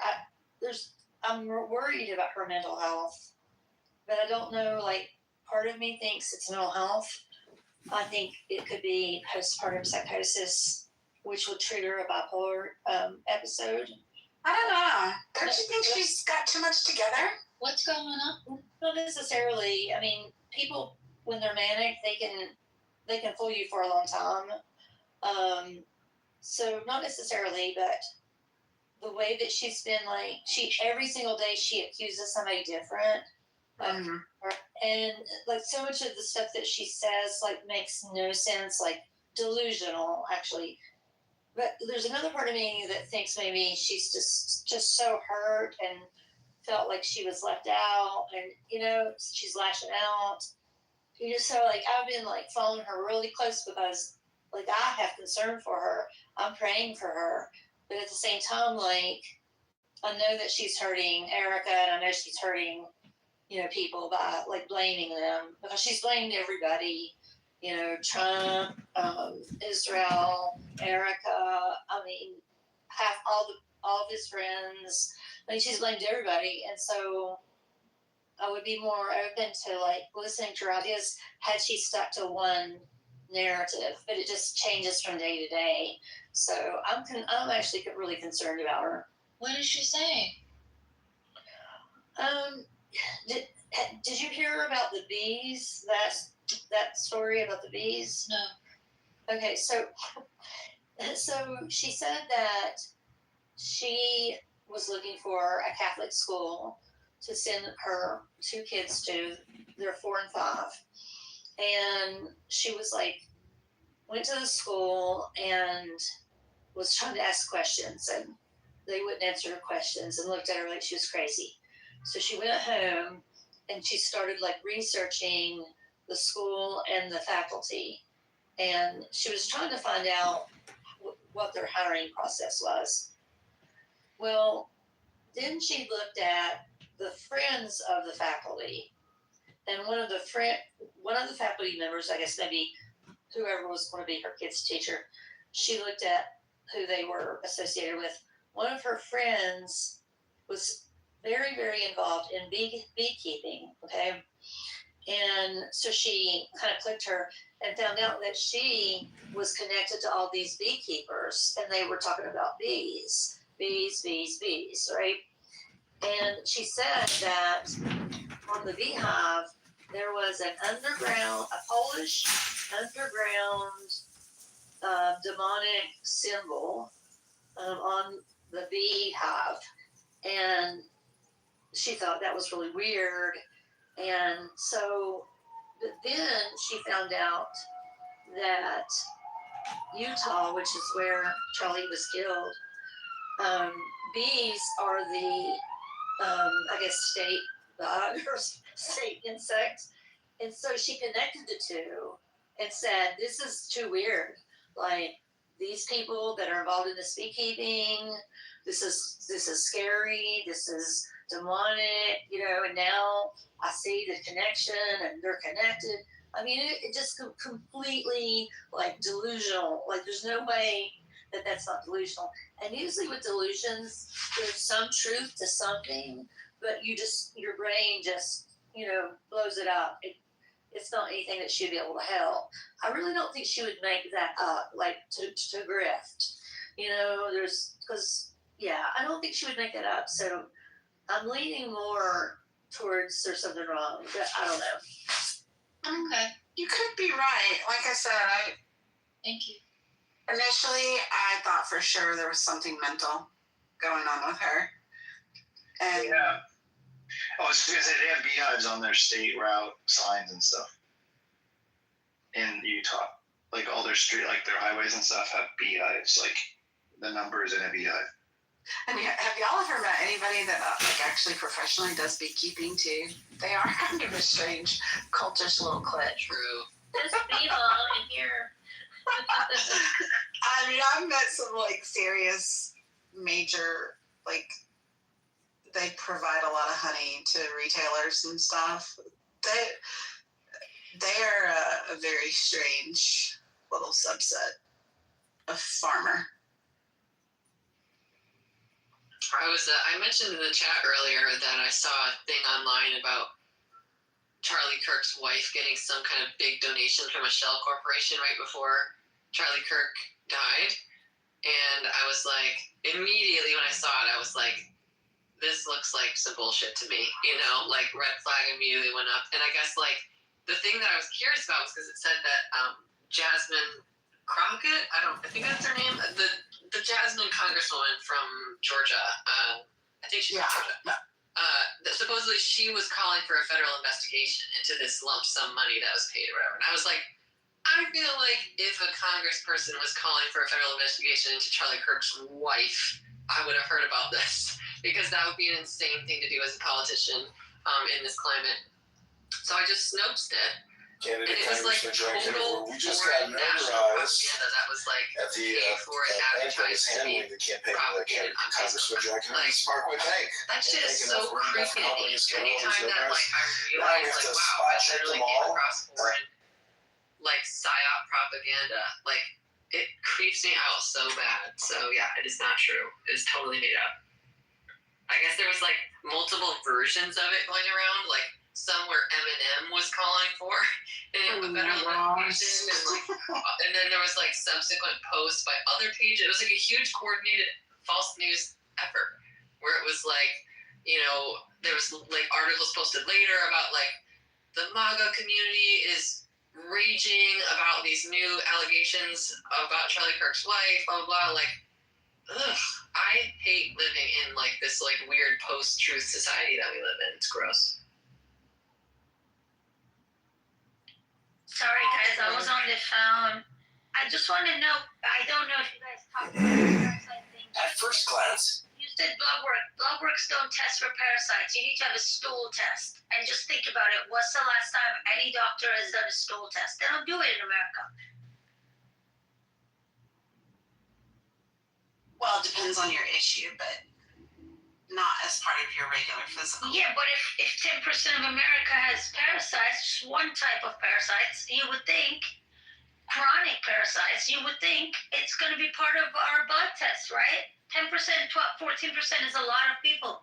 They do it on dogs. It's One of that. well, yeah, exactly. They do it on dogs because they have parasites, but they teach us in school. That They you taught have me never at been University separated of from California, Irvine. This is all you have to do. That's the same thing as you UCLA, get just in this Irvine. secret? They taught me we don't have parasites in America. I want my money back. Somebody has to tell me why did they teach me? Thank you, Mr. I Kitover. believe it.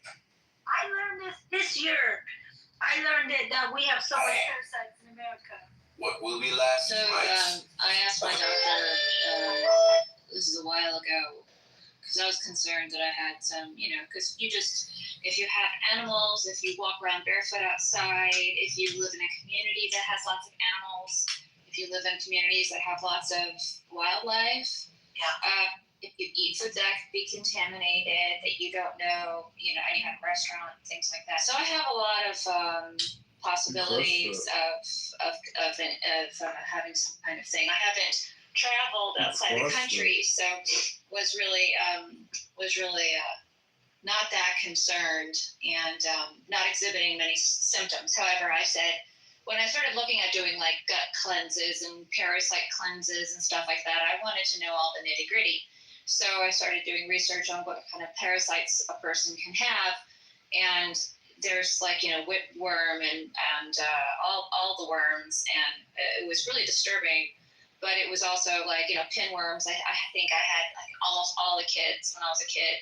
All the kids were treated for pinworms, and there's stuff you can get on the Amazon. So I asked my doctor. I was like, listen, there's all this stuff, all this information. There's all kinds of parasites that could be possibly had. Is there like a one-stop shop for all of the cleanse for all of the parasites?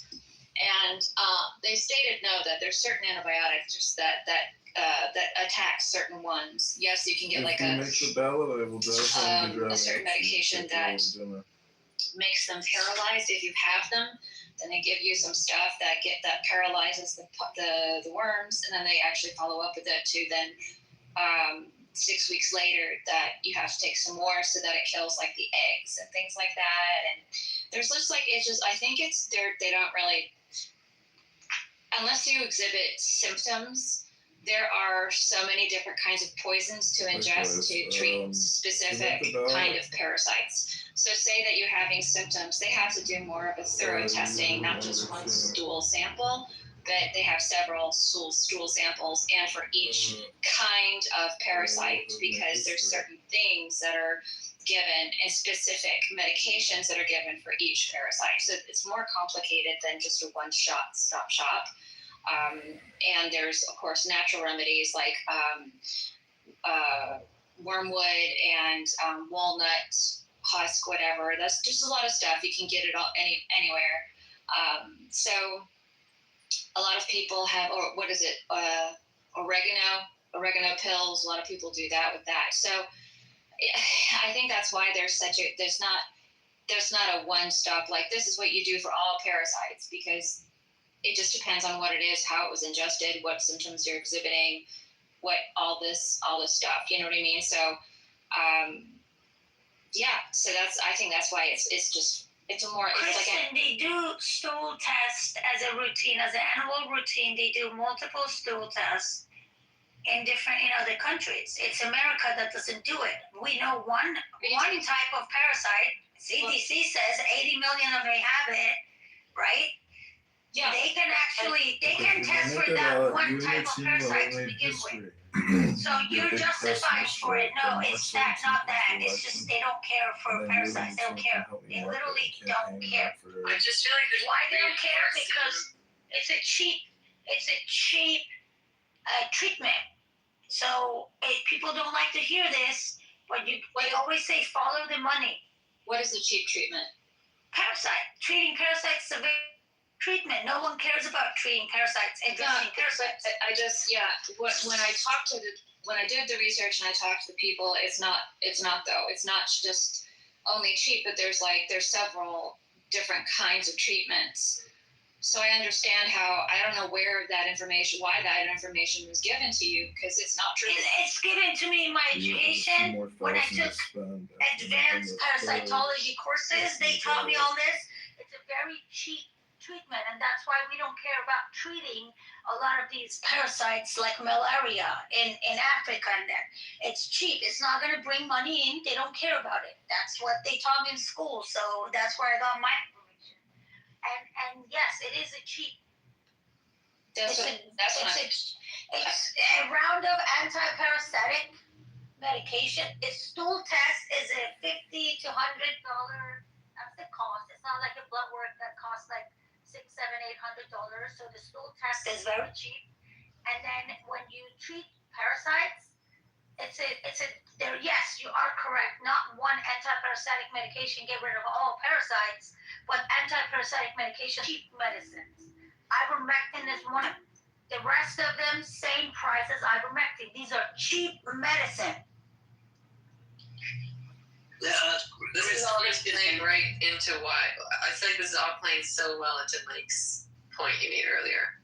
Like, I just think it's like, so I don't understand. Like, if I said 33% of Americans have Staph aureus on their body, why are we not testing people for Staph aureus? Why are we not testing? Well, it's because the treatment for Staph aureus is pretty cheap. And so they don't want to, they want us to be sick.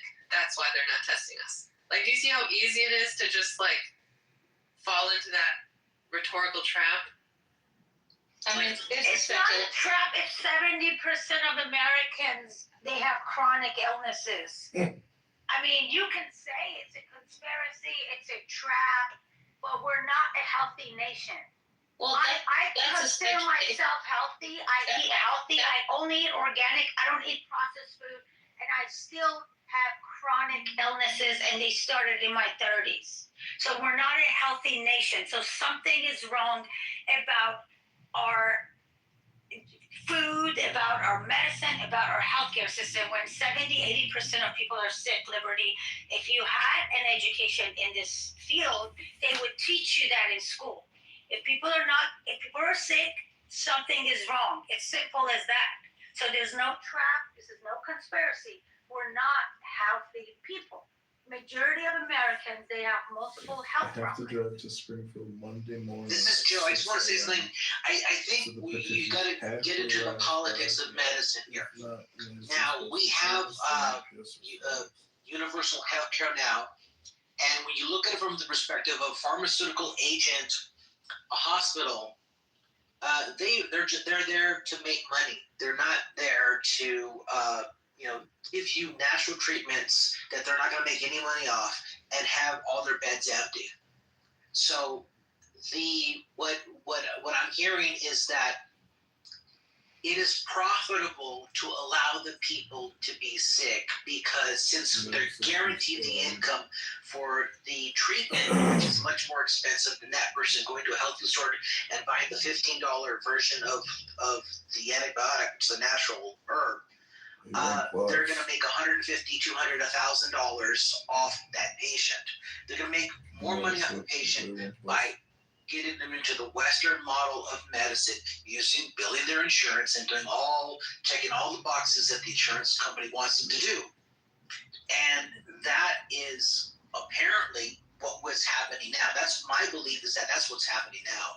Western medicine does not have your health in mind. They do want insurance and they do want a repeat customer. Customer cured is a customer lost, or being cured is a customer lost. So anyway, that is a worldview I do not ascribe to. I think if there were a pill that we could take that would solve chronic illness forever, I think absolutely there is a company that would jump at the chance to be the ones to create that medicine, and they would do it, and they would sell it, they would give it to every person in the world. They would make $1 million bajillion and they would retire and then they would be happy. That's just the nature of capitalism. I understand that there are institutions, but the institutions, capitalism is composed of pieces of separate companies that all have separate interests, that they all want to beat each other. So if you think Pfizer would not jump at the chance to have an instant curable, instantly get cure cancer. As long, I mean, I will concede that it would have to be patentable. Otherwise, they wouldn't bother. But like, they would do it. They would do it, and they'd make a ton of money. So I don't know. To me, I do have an education in this area. Okay, everybody, this is Canada John Kitover. Go to johnforcongress.com. Thanks for being here.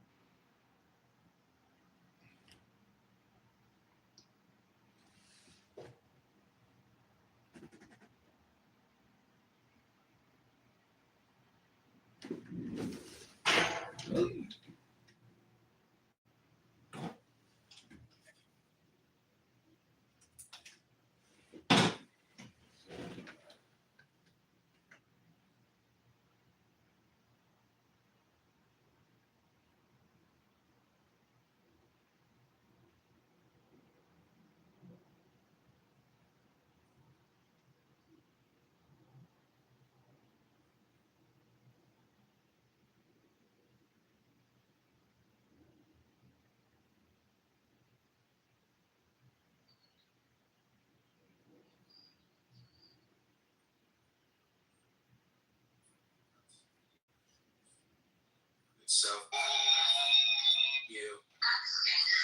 how much credibility can you give Jesus Christ? I don't know. I'm trying to figure out. John for Congress. Hold on 1 second.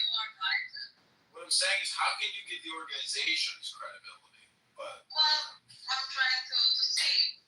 But what I will give you that you're right is that communication is hypnosis and communication is propaganda. Yesterday, somebody brought up this Daniel 9.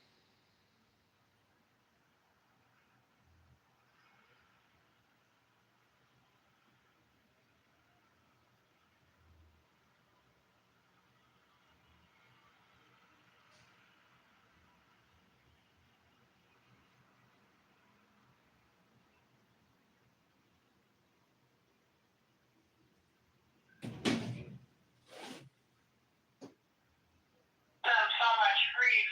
It's worth so much. To like a car rental, hotel prices. So much grief. The teacher, content for like months. Did you get this secret? Honor everything. Let everything be exactly the way it is.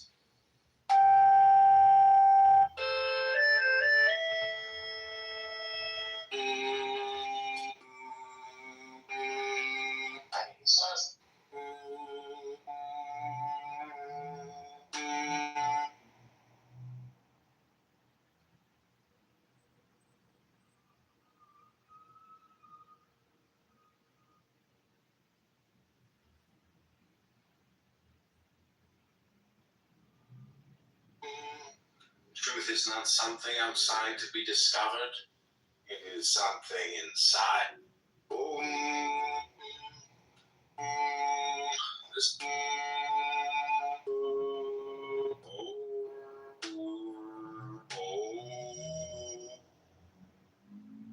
Taking cut so many vegetables. You. Happens is only the drop. Mind and body. It's real. And nothing else. It is something in.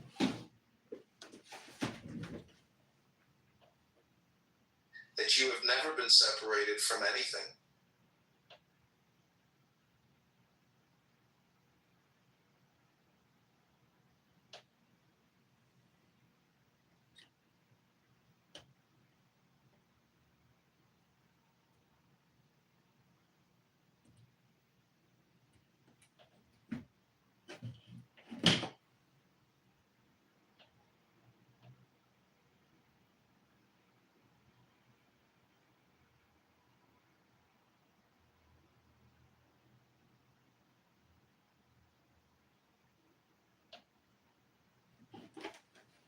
Hey, hold that thought.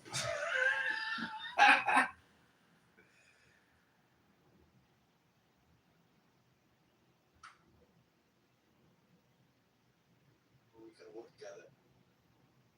And everybody was fighting after him.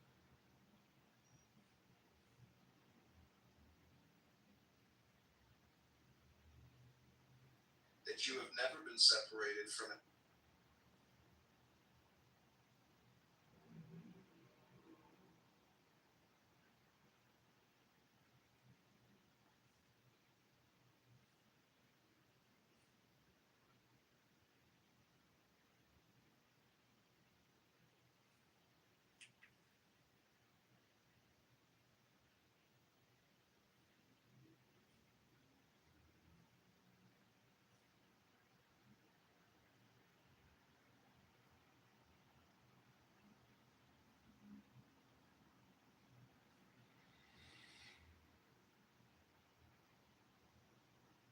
Hello, mister.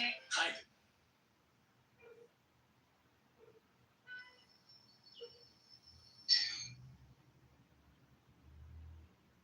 At first glance, you might.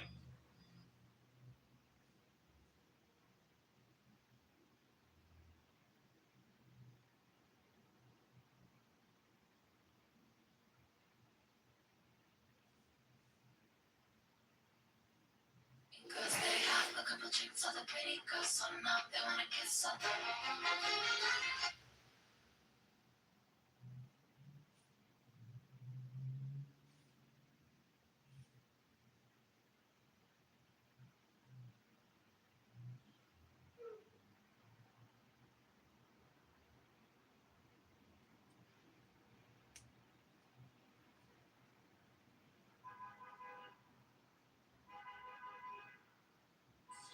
A lot of these dingbats are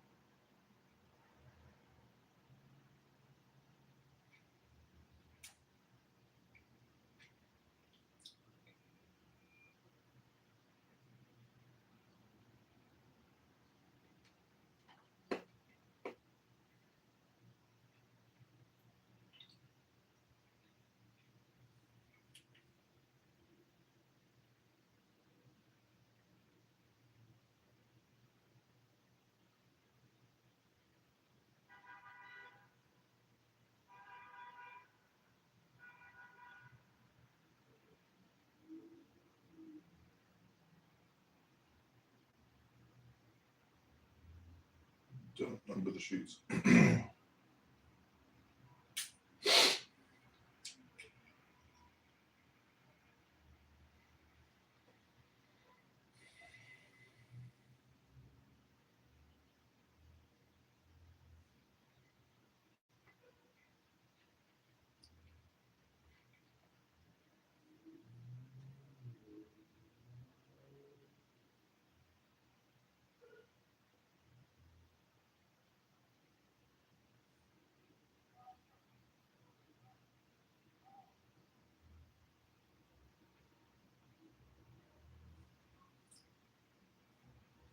It should not be stolen. Sure. Down in the chat, it is the trapdoor. Stop talking. Stop talking about.